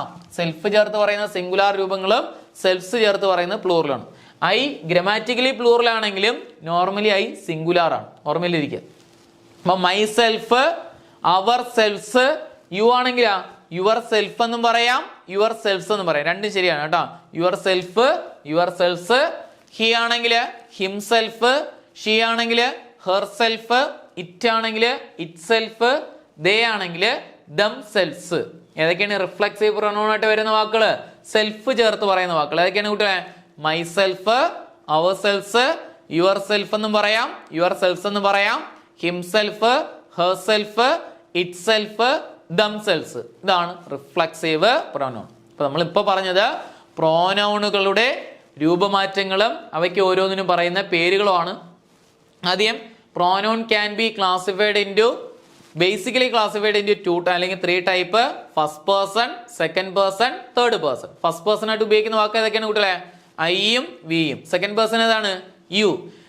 തേർഡ് പേഴ്സൺ ഏതാണ്? ഹി, ഷീറ്റ്, ദേ. ഇനി പ്രോനൗണുകളുടെ ഒബ്ജക്റ്റ് രൂപം എന്ന് പറയാം. ഐയുടെ ഒബ്ജക്റ്റ് രൂപം മീ, വി ആണെങ്കിൽ അസ്, യു ആണെങ്കിൽ യു തന്നെ, ഹി ആണെങ്കിൽ ഹിം. ഹിം ആണ്, ഹിസ് പറയരുത് ഒബ്ജക്റ്റ്. ഷീ ആണെങ്കിൽ ഹെർ, ഇറ്റ് ആണെങ്കിൽ ഇറ്റ് തന്നെ, ദേ ആണെങ്കിൽ ദം. ഇനി പൊസസീവ് അഡ്ജക്റ്റീവ് രൂപങ്ങളാണെങ്കിൽ my, ours, yours, my, our, your, his, her, its, their. എന്ത് ചെയ്യുന്നുണ്ട്? My, our, your, his, her, its, their. ഇനി പൊസസീവ് പ്രൊനൗൺ രൂപങ്ങളാണെങ്കിലാ mine, ours, yours, his, hers, its, their. Her എന്ന് പറയാം, hers എന്ന് പറയാം, ഇറ്റ്സ്, ദെയേഴ്സ്. അടുത്തത് റിഫ്ലക്സീവ് പ്രൊനൗൺ ആണ് പറഞ്ഞത്. റിഫ്ലക്സീവ് പ്രൊനൗൺ ആയിട്ട് ഉപയോഗിക്കുന്ന വാക്കുകൾ ഏതൊക്കെയാണ്? Myself, our self, your self, your selves എന്ന് പറയാം, himself, herself, itself, them selves. ഇതെല്ലാം റിഫ്ലക്സീവ് പ്രൊനൗണുകളായിട്ട് ഉപയോഗിക്കുന്നു. ഇപ്പൊ ചാർട്ട് മനസ്സിലായല്ലോ. ഇപ്പൊ പ്രൊനൗണിന്റെ ചാർട്ട് കിട്ടുമല്ലോ, മറക്കൂല. അതിലെ റിഫ്ലക്സീവ് പ്രൊനൗണൊക്കെ നമ്മൾ പിന്നീട് അങ്ങോട്ട് ഉപയോഗിക്കും. പൊസസീവ് അഡ്ജക്റ്റീവ്സിനെയൊക്കെ അഡ്ജക്റ്റീവായിട്ട് നമ്മൾ ഉപയോഗിക്കുന്ന കണ്ടീഷൻ പറയും. റിഫ്ലക്സീവ് പ്രൊനൗണുമായിട്ട് ബന്ധപ്പെട്ട് വരുന്ന ചോദ്യങ്ങൾ എങ്ങനെ ഉത്തരം എഴുതാം അത് നമ്മൾ ഡീറ്റെയിൽ ആയിട്ട് പറയും, ഇതൊക്കെ അങ്ങോട്ട് പറയും. അതുകൊണ്ടാണ് അത് ഈ ചാർട്ട് കാണാതെ പഠിക്കണമെന്ന് പറഞ്ഞത്. ക്ലിയർ ആണല്ലോ? ഇനി നോക്കിയേ കുട്ടികളെ, ഈ പ്രൊനൗണുകളെ നമുക്ക് മൂന്നായിട്ട് തിരിക്കാന്ന് പറഞ്ഞു. ബേസ് ആയിട്ട് ഏതൊക്കെ? First person, second person, third person. ഒരു റൂള് പഠിക്കുക, 1 മാർക്കിന്റെ ഒരു ചോദ്യം പഠിക്കുക. ഈ 3 പേഴ്സണും, അതായത് ഫസ്റ്റ് പേഴ്സണും സെക്കൻഡ് പേഴ്സണും അതുപോലെ തേർഡ് പേഴ്സണും ഒരു സെന്റൻസിൽ വന്നിട്ടുണ്ട്. ഈ 3 പേഴ്സണെ സൂചിപ്പിക്കുന്ന സബ്ജക്റ്റുകളും ഒരു സെന്റൻസിൽ വന്നിട്ടുണ്ടെങ്കിൽ അവ അറേഞ്ച് ചെയ്യുന്ന രീതിയാണ് 231 പ്ലസ് പ്ലൂറൽ വെർബ്. എന്തെന്ന് പഠിക്കാം? 231 പ്ലസ് പ്ലൂറൽ വെർബ്. എന്തെന്ന് പഠിക്കാം? 231 പ്ലസ് പ്ലൂറൽ വെർബ്. അതായത് എന്താണ്? ഒരു സെന്റൻസിനകത്ത് 3 പേഴ്സണെ സൂചിപ്പിക്കുന്ന വാക്കുകളും വന്നു കഴിഞ്ഞാൽ ആ പേഴ്സൺസിനെ എങ്ങനെ അറേഞ്ച് ചെയ്യുക? 231. അതിന്റെ അർത്ഥം സെക്കൻഡ് പേഴ്സൺ ആദ്യം എഴുതുക, അത് കഴിഞ്ഞിട്ട് തേർഡ് പേഴ്സൺ, അത് കഴിഞ്ഞിട്ട് ഫസ്റ്റ് പേഴ്സൺ പ്ലസ് പ്ലൂറല് വെർബ്. മറക്കൂലല്ലോ. അപ്പൊ 3 പേഴ്സണും ചേർത്ത് ഒരു സെന്റൻസ് പറഞ്ഞു കഴിഞ്ഞാൽ തെറ്റൊക്കെ തിരുത്താനൊക്കെ വരും. തന്നിരിക്കുന്ന സെന്റൻസിൽ പ്രോനൗണുകളുടെ കറക്റ്റ് ആയിട്ടുള്ള അറേഞ്ച്മെന്റ് ശരിയായിട്ട് അല്ലെങ്കിൽ കറക്റ്റ് ആയിട്ടുള്ള അറേഞ്ച്മെന്റ് വന്നിരിക്കുന്ന സെന്റൻസ് ഏതാണ് ചോദ്യം വരും അല്ലേ? അല്ലെങ്കിൽ താഴെ തന്നിരിക്കുന്നത് ശരിയായിട്ടുള്ള സെന്റൻസ് ഏത്? ഈ പേഴ്സൺസിനെ അറേഞ്ച് ചെയ്തിട്ടുള്ള സെന്റൻസുകളായിരിക്കും. അപ്പൊ അത് വരികയാണെങ്കിൽ നമുക്ക് അറേഞ്ച് ചെയ്യാം. അപ്പൊ second person plus third person plus first person. എന്താണ് 231? Second person, third person, first person. ഇനി നിങ്ങൾക്ക് നോക്കിയേ, സെക്കൻഡ് പേഴ്സണും ഫസ്റ്റ് പേഴ്സണും മാത്രമേ ഒരു സെന്റൻസിൽ വന്നിട്ടുള്ളൂ എങ്കിൽ നമുക്ക് എങ്ങനെ അറേഞ്ച് ചെയ്യാം? ഈ നമ്പർ ഓർമ്മയിൽ ഇരുന്നാൽ മതി. അപ്പൊ 21 എന്ന ക്രമത്തിൽ നോക്കാം. 21 ആ നമ്പർ ഓർമ്മയിൽ ഇരുന്നാൽ മതി. ഇനി തേർഡ് പേഴ്സണും ഫസ്റ്റ് പേഴ്സണും മാത്രമേ വന്നിട്ടുള്ളൂ എങ്കിൽ എങ്ങനെ അറേഞ്ച് ചെയ്യണം? 31 എന്ന ക്രമം. ആ നമ്പർ മാത്രം നോക്കുക, 31 എന്ന ക്രമത്തിൽ അറേഞ്ച് ചെയ്യുക. ഇനിയോ എന്ത് ചെയ്യുന്നൂടെ? നമ്മുടെ എന്ത് ചെയ്യും? സെക്കൻഡ് പേഴ്സണും തേർഡ് പേഴ്സണും ആണ് വന്നിരിക്കുന്നത് എങ്കിൽ ഏത് നമ്പർ? 23 എന്ന ക്രമത്തിൽ അറേഞ്ച്. ആ നമ്പർ ഓർമ്മയിൽ ഇരുന്നാൽ മതി. അപ്പൊ 3 പേഴ്സണും ഒരു സെന്റൻസിൽ വന്നു കഴിഞ്ഞാൽ ഏത് നമ്പർ പ്രകാരം അറേഞ്ച് ചെയ്യുക? 231 പ്ലസ് പ്ലൂറൽ വെർബ്. ഓക്കെ, തുടർന്ന് വരുന്ന വെർബ് പ്ലൂറൽ ആയിരിക്കണേ, കാരണം ഇത് 3ഉം ഡിഫറെന്റ് പേഴ്സൺസ് ആയതുകൊണ്ട് പ്ലൂറൽ വെർബ് ആയിരിക്കണം. ഓക്കെ, ഇനി നോക്കിയേ താഴെ ഒരു example. You comma she and I have finished the work. You എന്ന് പറയുന്നത് സെക്കൻഡ് പേഴ്സൺ, ഹി എന്ന് പറയുന്നത് തേർഡ് പേഴ്സൺ, ഐ എന്ന് പറയുന്നത് ഫസ്റ്റ് പേഴ്സൺ. എന്ത് ചെയ്യുന്നുണ്ട്? 231. ഹാവ് എന്ന് പറയുന്നത് പ്ലൂറൽ വെർബ്. അപ്പൊ പ്ലൂറൽ വെർബ് കിട്ടോ? അപ്പൊ 231 പ്ലസ് പ്ലൂറൽ വെർബ്. എന്താണ് കുട്ടികളെ 231 പ്ലസ് പ്ലൂറൽ വെർബ്? 3 പേഴ്സണും ഒരു സെന്റൻസിൽ വന്നാൽ ഏതൊക്കെയാണ്? First person, second person, third person. ഈ 3 പേഴ്സണെയും ചേർത്ത് ഒരു സെന്റൻസ് ഉണ്ടാക്കിയാൽ ഏത് നമ്പർ പ്രകാരം അറേഞ്ച് ചെയ്യണം? 231 പ്ലസ് പ്ലൂറൽ വെർബ് എന്ന രീതിയിലായിരിക്കണം അറേഞ്ച് ചെയ്യേണ്ടത്. ആദ്യം സെക്കൻഡ് പേഴ്സൺ, അത് കഴിഞ്ഞ് തേർഡ് പേഴ്സൺ, അത് കഴിഞ്ഞ് ഫസ്റ്റ് പേഴ്സൺ എന്ന ക്രമത്തില് അറേഞ്ച് ചെയ്യുക. ക്ലിയർ ആണല്ലോ? ബുദ്ധിമുട്ടില്ല? നോക്കിയേ, ഈ റിഫ്ലക്സീവ് പ്രൊനൗൺ ഒരു പ്രത്യേകത ഉണ്ട് കേട്ടോ. റിഫ്ലക്സീവ് പ്രൊനൗണുകൾ ഏതൊക്കെയാണ് ഇവിടെ? റിഫ്ലക്സീവ് പ്രൊനൗൺ ഞാൻ നേരത്തെ പറഞ്ഞു, റിഫ്ലക്സീവ് പ്രൊനൗൺ നമുക്കൊരു മാർക്കാണെന്ന് പറഞ്ഞു. അപ്പൊ റിഫ്ലക്സീവ് പ്രൊനൗണിന്റെ പ്രത്യേകത എന്താണെന്ന് ചോദിച്ചു കഴിഞ്ഞാൽ പഠിക്കുക. റിഫ്ലക്സീവ് പ്രൊനൗൺ ആയിട്ട് ഉപയോഗിക്കുന്ന വാക്കുകൾ ഏതൊക്കെയാണ് പറഞ്ഞു? Myself, our self, your self അല്ലെങ്കിൽ your self, himself, herself, itself, themself. ഇതൊക്കെ റിഫ്ലക്സീവ് പ്രൊനൗൺ ആയിട്ട് ഉപയോഗിക്കുന്നു. ഓക്കെ, വൺ സെൽഫും വരാറുണ്ട് കേട്ടോ. വൺ സെൽഫും വരാറുണ്ട്. വൺ സെൽഫ് പ്രൊനൗണിനകത്ത് വരുന്നില്ല. വൺ സെൽഫ് എന്ന് പറയുന്നത് ഒരു റിഫ്ലക്സീവ് പ്രൊനൗൺ തന്നെയാണ്. അപ്പൊ ഇതൊക്കെയാണ് റിഫ്ലക്സീവ് പ്രൊനൗൺ ആയിട്ട് ഉപയോഗിക്കുന്നത്. ഏതൊക്കെയാണ്? സെൽഫ് വരുന്ന വാക്കുകൾ myself, our self, your self അല്ലെങ്കിൽ your self, himself, herself, itself, themself. ഒരെണ്ണം കൂടെ ഞാൻ ആഡ് ചെയ്ത് പറഞ്ഞല്ലോ, വൺ സെൽഫും കൂടെ റിഫ്ലക്സീവ് പ്രൊനൗൺ ആയിട്ട് വരും. കുട്ടികളെ ഇത് എങ്ങനെയാണ് ഒരു മാർക്ക് അല്ലെങ്കിൽ ഒരു മാർക്ക് നമുക്ക് നേടിയെടുക്കാൻ പറ്റുന്നത് എങ്ങനെയാണെന്ന് ചോദിച്ചു കഴിഞ്ഞാൽ ഫില്ലിംഗ് ദ ബ്ലാങ്ക്സിൽ ഒരു ചോദ്യം വരികയാണെങ്കിൽ ഇവ എങ്ങനെ ഉത്തരമായിട്ട് എഴുതാം എന്നതിനെ കുറിച്ചാണ് പറയുന്നത്. കുട്ടികളെ നോക്കിയോ, ഇത് ഈ റിഫ്ലക്സീവ് പ്രൊനൗണുകള് എപ്പോഴും ഒബ്ജക്റ്റിന്റെ സ്ഥാനത്ത് മാത്രമേ എന്തായിട്ട് വരാറുള്ളൂ, ഉത്തരങ്ങളായിട്ട് വരാറുള്ളൂ. ഒരു സെന്റൻസിൽ ഒബ്ജക്റ്റിന്റെ സ്ഥാനത്ത് മാത്രമേ റിഫ്ലക്സീവ് പ്രൊനൗണുകള് ഉത്തരങ്ങളായിട്ട് വരാറുള്ളൂ. ഓക്കെ, അപ്പൊ എന്താണ് ഈ ഒബ്ജക്റ്റിന്റെ സ്ഥാനം? നമ്മൾ പാസീവ് വോയിസ് പഠിച്ചപ്പോൾ പറഞ്ഞു എങ്ങനെയാണ്, മെയിൻ വെർബിന്റെ തൊട്ടടുത്ത് വരുന്ന വാക്കുകൾക്ക് പറയുന്ന പേരാണ് ദി ഒബ്ജക്റ്റ്. മെയിൻ വെർബ് കഴിഞ്ഞിട്ട് തൊട്ടടുത്ത് വരുന്ന വാക്കുകൾക്ക് പറയുന്ന പേരാണ് ഒബ്ജക്റ്റ്. അപ്പൊ വെർബിന്റെ നമുക്ക് തന്നിരിക്കുന്ന സെന്റൻസിൽ വെർബ് കഴിഞ്ഞിട്ട് മെയിൻ വെർബ് കഴിഞ്ഞിട്ട് തൊട്ടടുത്തൊരു ഡാഷ് എന്ന് കഴിഞ്ഞാൽ അവിടെ എന്താ എഴുതാമെന്ന് അർത്ഥം, റിഫ്ലക്സീവ് പ്രൊനൗൺ ഉത്തരമായിട്ട് എഴുതാം. ഇനി എങ്ങനെ അത് ഉത്തരമാക്കി എഴുതാം എന്നതിനെ കുറിച്ചാണ് നമ്മൾ പറയുന്നത്. നിങ്ങൾ നോക്കുക, തന്നിരിക്കുന്ന സെന്റൻസിലെ സബ്ജക്റ്റിനനുസരിച്ച് തന്നിരിക്കുന്ന സെന്റൻസിലെ സബ്ജക്റ്റ് ഏതാണോ അതിന് ഉചിതമായ റിഫ്ലക്സീവ് പ്രൊനൗൺ മാത്രമേ എന്തായിട്ട് എഴുതാൻ പാടുള്ളൂ, ഒബ്ജക്റ്റിന്റെ സ്ഥാനത്ത് ഉത്തരമായിട്ട് എഴുതാൻ പാടുള്ളൂ. ഇപ്പൊ ഹി ആണ് വരുന്നതെങ്കിൽ ഒബ്ജക്റ്റിന്റെ സ്ഥാനത്ത് ഏത് എഴുതാം, ഹിംസെൽഫ് എഴുതാം. ഷീ ആണെങ്കിലാ ഹെർ സെൽഫ് എഴുതാം.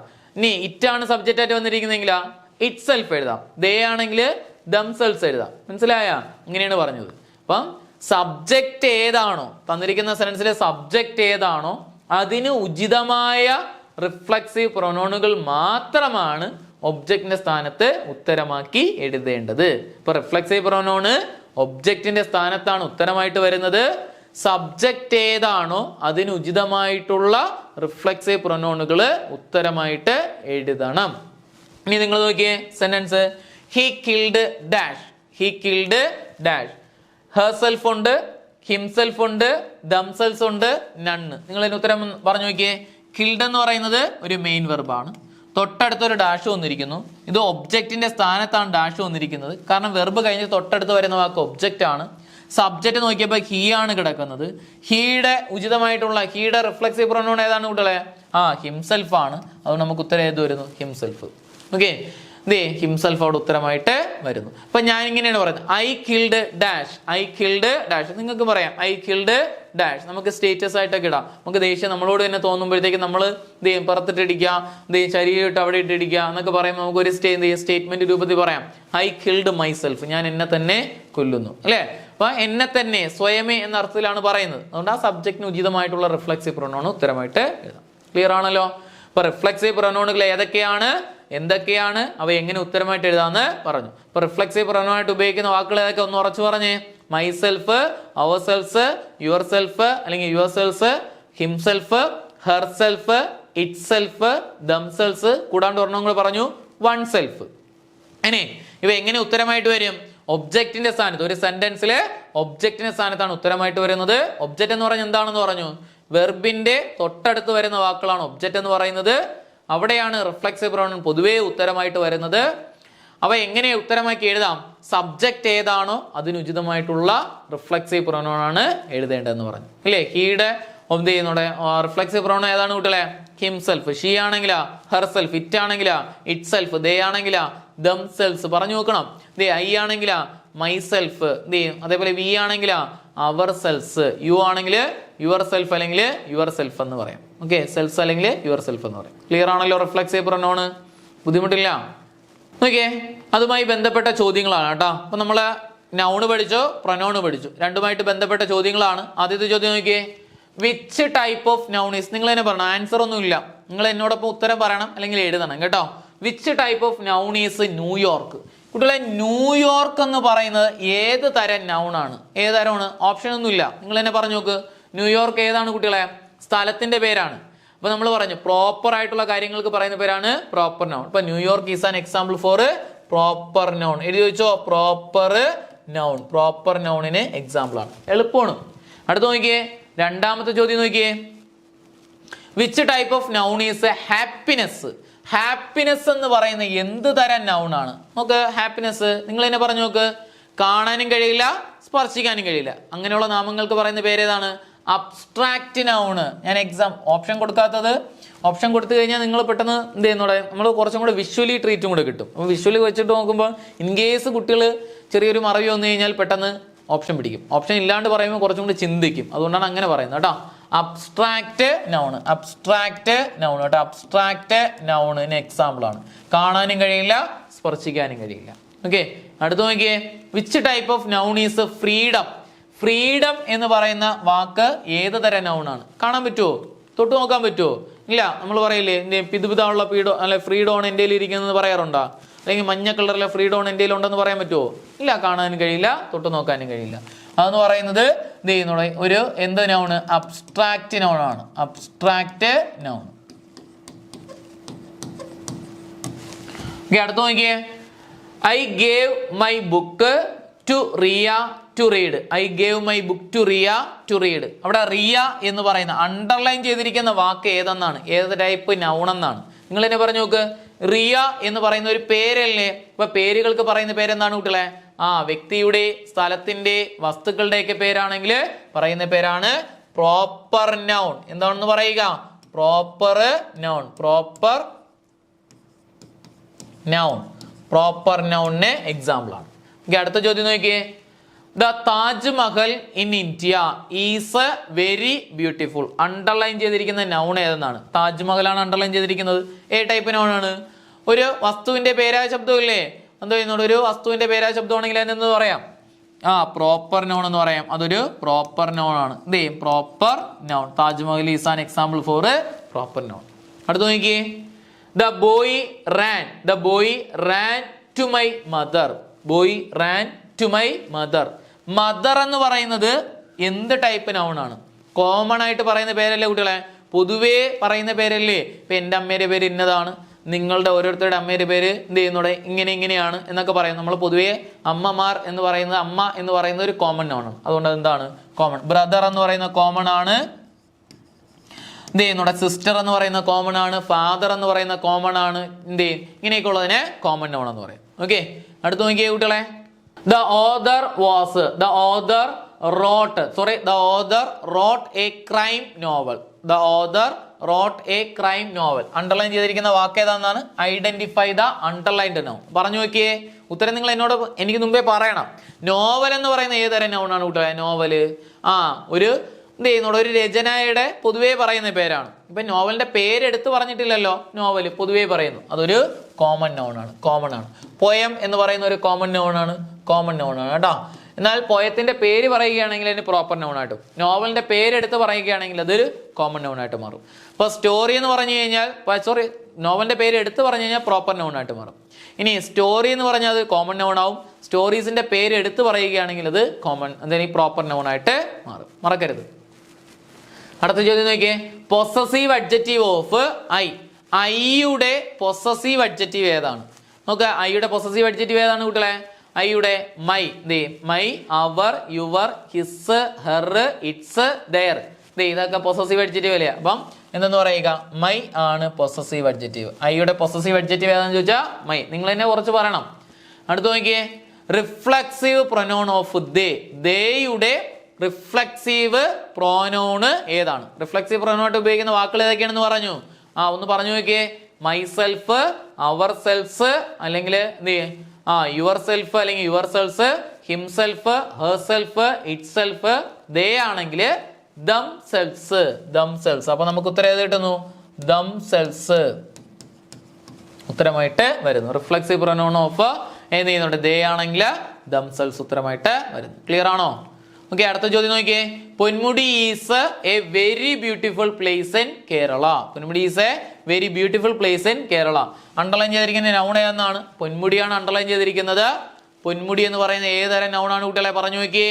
ഒരു സ്ഥലത്തിന്റെ പേരല്ലേ? സ്ഥലത്തിന്റെ പേരാണെങ്കിൽ പറയുന്ന പേരാണ് പ്രോപ്പർ നൗൺ. എന്തെന്ന് പറയാം? Proper noun. പ്രോപ്പർ എന്ത് ചെയ്യും? Proper noun. പ്രോപ്പർ നൗണിന് എക്സാമ്പിൾ ആണ്. ഓക്കെ, ക്ലിയർ ആണോ?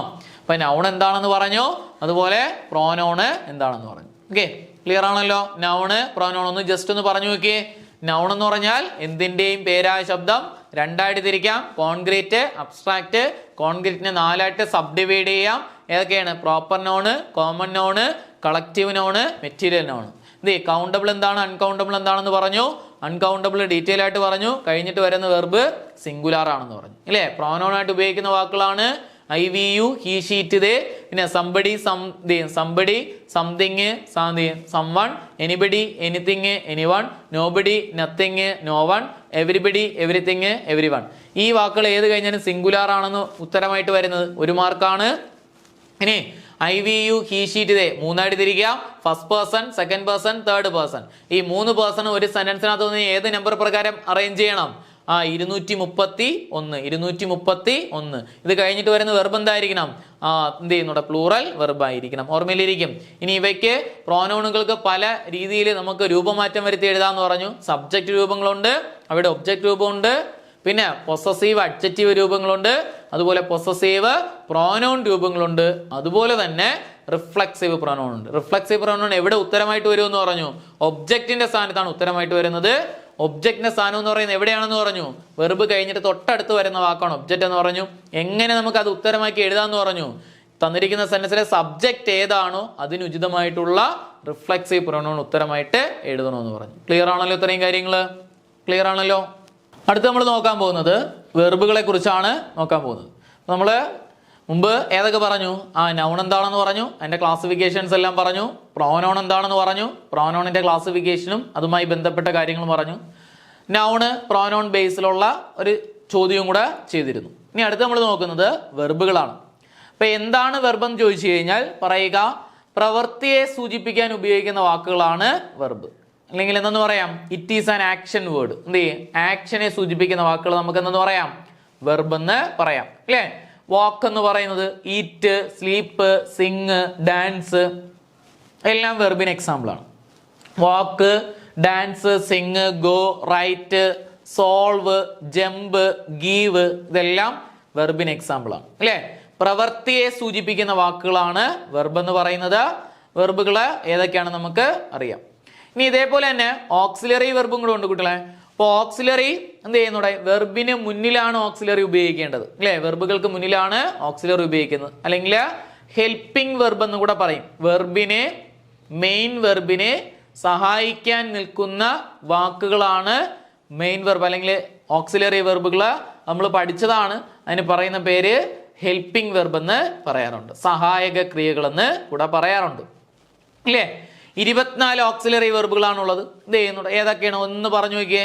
Is, am, are, was, were, has, have, had, do, does, did, will, would, shall, should, can, could, may, might, must, used to, dare, need, ought to. 24 auxiliaries അല്ലെങ്കിൽ auxiliaries അല്ലെങ്കിൽ auxiliary വെർബുകളായിട്ട് വരുന്നത് 24 ഉണ്ടെന്ന് പറഞ്ഞു, അല്ലേ? അപ്പോൾ ഓക്സിലറീസിനെ തന്നെ നമുക്ക് ഈ ഓക്സിലറി ചില അവസരങ്ങളിൽ മെയിൻ വെർബ് ആകാറുണ്ടെന്ന് പറഞ്ഞു. ഏതാണ് അവസരം? അതിലെ പ്രൈമറി ഓക്സിലറി ആയിട്ടുള്ള ഏത് മുതൽ ഏത് വരെ? ഈസ് മുതൽ ഡിഡ് വരെ വരുന്ന ഓക്സിലറീസിനെ മെയിൻ വെർബായിട്ടും ഉപയോഗിക്കാന്ന് പറഞ്ഞു. ഏതൊക്കെയാണ് കുട്ടികളെ? Is, am, are, was, were, has, have, had, do, does, did. ഇത്രയും ഓക്സിലറിയാണ് പ്രൈമറി ഓക്സിലറി. നമ്മൾ ഓക്സിലറിയുടെ ക്ലാസ് എടുത്തതാണ്, അതുകൊണ്ടാണ് ഞാൻ എന്ത് ചെയ്യുന്നൂടെ നമ്മൾ ബോർഡിൽ എഴുതാത്തത്. അപ്പോൾ നമ്മൾ ഈ ഓക്സിലറിയെ നമുക്ക് ഓക്സിലറി വെർബായിട്ട് ഉപയോഗിക്കാം, ചില അവസരങ്ങളിൽ മെയിൻ വെർബായിട്ട് ഉപയോഗിക്കാം. ഈ വാക്കുകൾ കഴിഞ്ഞിട്ട് ഒരു നൗണാണ് വരുന്നതെങ്കിൽ ഏത്? ഈസാം, ഈ പ്രൈമറി ഓക്സിലറി കഴിഞ്ഞിട്ട് ഒരു നൗണാണ് വരുന്നതെങ്കിൽ ഇവയെ എന്തായിട്ട് പറയാം? മെയിൻ വെർബുകളാണെന്ന് പറയാം. എന്ത് ചെയ്യുന്നൂടെ? ഇത് കഴിഞ്ഞിട്ട് ഒരു വെർബാണ് വരുന്നതെങ്കിലോ അവയെ ഓക്സിലറി വെർബ് എന്ന് പറയാം. അപ്പം വെർബുകളെ ഓക്സിലറീസ് എന്നും മെയിൻ വെർബ് എന്ന് പറഞ്ഞു തിരിക്കാം. ഓക്സിലറി വെർബ് ഏതൊക്കെയാണെന്ന് അറിയാം. ഓക്സിലറിയിലെ പ്രൈമറി ഓക്സിലറീസിനെ മെയിൻ വെർബായിട്ട് കൂടി കരുതാം അല്ലെങ്കിൽ എടുക്കാം എന്ന് കൂടി പറഞ്ഞു, അല്ലേ? നമ്മൾ ഇന്ന് പഠിക്കുന്നത് മെയിൻ വെർബുകളെ കുറിച്ചാണ്. അപ്പൊ വെർബുകൾ എന്ന് പറഞ്ഞാൽ പ്രവൃത്തിയെ സൂചിപ്പിക്കുന്ന വാക്കുകളാണ് വെർബുകൾ. അല്ലെങ്കിൽ ആക്ഷൻ വേർഡ്സ് എന്ന് പറഞ്ഞാലും മതി കേട്ടോ. എന്തെന്ന് പറയുക? It is an action word. Action word പ്രവൃത്തിയെ സൂചിപ്പിക്കുന്ന വാക്കുകൾ. കണ്ടാൽ തിരിച്ചറിഞ്ഞാൽ മാത്രം മതി. ഓക്കെ. ഈ വെർബുകൾക്കുണ്ടല്ലോ കുട്ടികളെ, വെർബുകൾക്ക് പല രൂപങ്ങളുണ്ട്. പഠിക്കണം, വളരെ ഇമ്പോർട്ടൻ്റ് ആണ്. കാരണം നമ്മൾ ഗ്രാമർ പഠിക്കുന്ന കാലത്തോളം വെർബുകളുടെ V1, V2, V3 അതിൻ്റെ സിംഗുലാർ രൂപം, പിന്നെ അതേപോലെ ING രൂപം ഇതെല്ലാം പഠിക്കണം. അപ്പോൾ വളരെ എന്ത് ചെയ്യുന്നു പഠിക്കണം. കാരണം പാസീവ് വോയിസിലെ വെർബിൻ്റെ V3 ഒക്കെ വേണം. അപ്പോൾ ചില കുട്ടികൾക്ക് ഈ V3 ഒക്കെ അറിയാത്തതിൻ്റെ ബുദ്ധിമുട്ട് വളരെയധികം ബാധിക്കാറുണ്ട്. കാരണം നമ്മൾ V2 വരുന്ന സെന്റൻസുകൾ ഇന്നതാണ് ഉത്തരം എന്ന് പറയുമ്പോൾ, അല്ലെങ്കിൽ V2 വരുന്ന സെന്റൻസ് ആയതുകൊണ്ട് ഇത് വരുന്നു എന്നൊക്കെ പറഞ്ഞു കഴിഞ്ഞാൽ കുട്ടികൾക്ക് V2 അല്ല, അല്ലെങ്കിൽ V2 അവിടെ അറിഞ്ഞുകൂടാ കുട്ടികൾക്ക്. അപ്പൊ അതിന്റെ ബുദ്ധിമുട്ടുണ്ട്. അപ്പൊ നോക്കിയേ, ഇപ്പൊ വെർബുകൾക്ക് പല രൂപങ്ങളായിട്ട് തിരിക്കാം അല്ലേ? V1 രൂപങ്ങളുണ്ട്, അതുപോലെ V2 രൂപങ്ങളുണ്ട്, അതുപോലെ V3 രൂപങ്ങളുണ്ട്, അതുപോലെ ING രൂപങ്ങളുണ്ട്, അതുപോലെ SES IES രൂപങ്ങളുണ്ട്. ഏതൊക്കെ രൂപങ്ങളുണ്ട് കുട്ടികളെ? V1, V2, V3, ING, SOR ES രൂപങ്ങൾ. ഇനി നോക്കിയേ, ഈ V1 രൂപത്തിന് പറയുന്ന പേരാണ് പ്രസന്റ് ഫോം ഓഫ് വെർബ് എന്നാണ് പറയുന്നത്. എന്തെന്ന് പറയും കുട്ടികളെ? Present form of verb. Present form of verb. അതിൽ തന്നെ ഈ V1 പറയുന്ന പേരാണ് എന്ത് ചെയ്യുന്നത്? പ്ലൂറൽ ഫോം ആണ്. V1 എന്ന് പറഞ്ഞാൽ എന്താണെന്ന് പറയുക? പ്ലൂറൽ ഫോം ഓഫ് വെർബ് ആണ്. വെർബിന്റെ പ്രസന്റ് ഫോം ആണ്. V1 മാത്രം പറയുന്ന പേര് plural form of present verb എന്ന് പറയാം. വെർബിന്റെ പ്രസന്റ് ഫോമിന്റെ പ്ലൂറൽ ഫോം ആണെന്ന് പറയാം.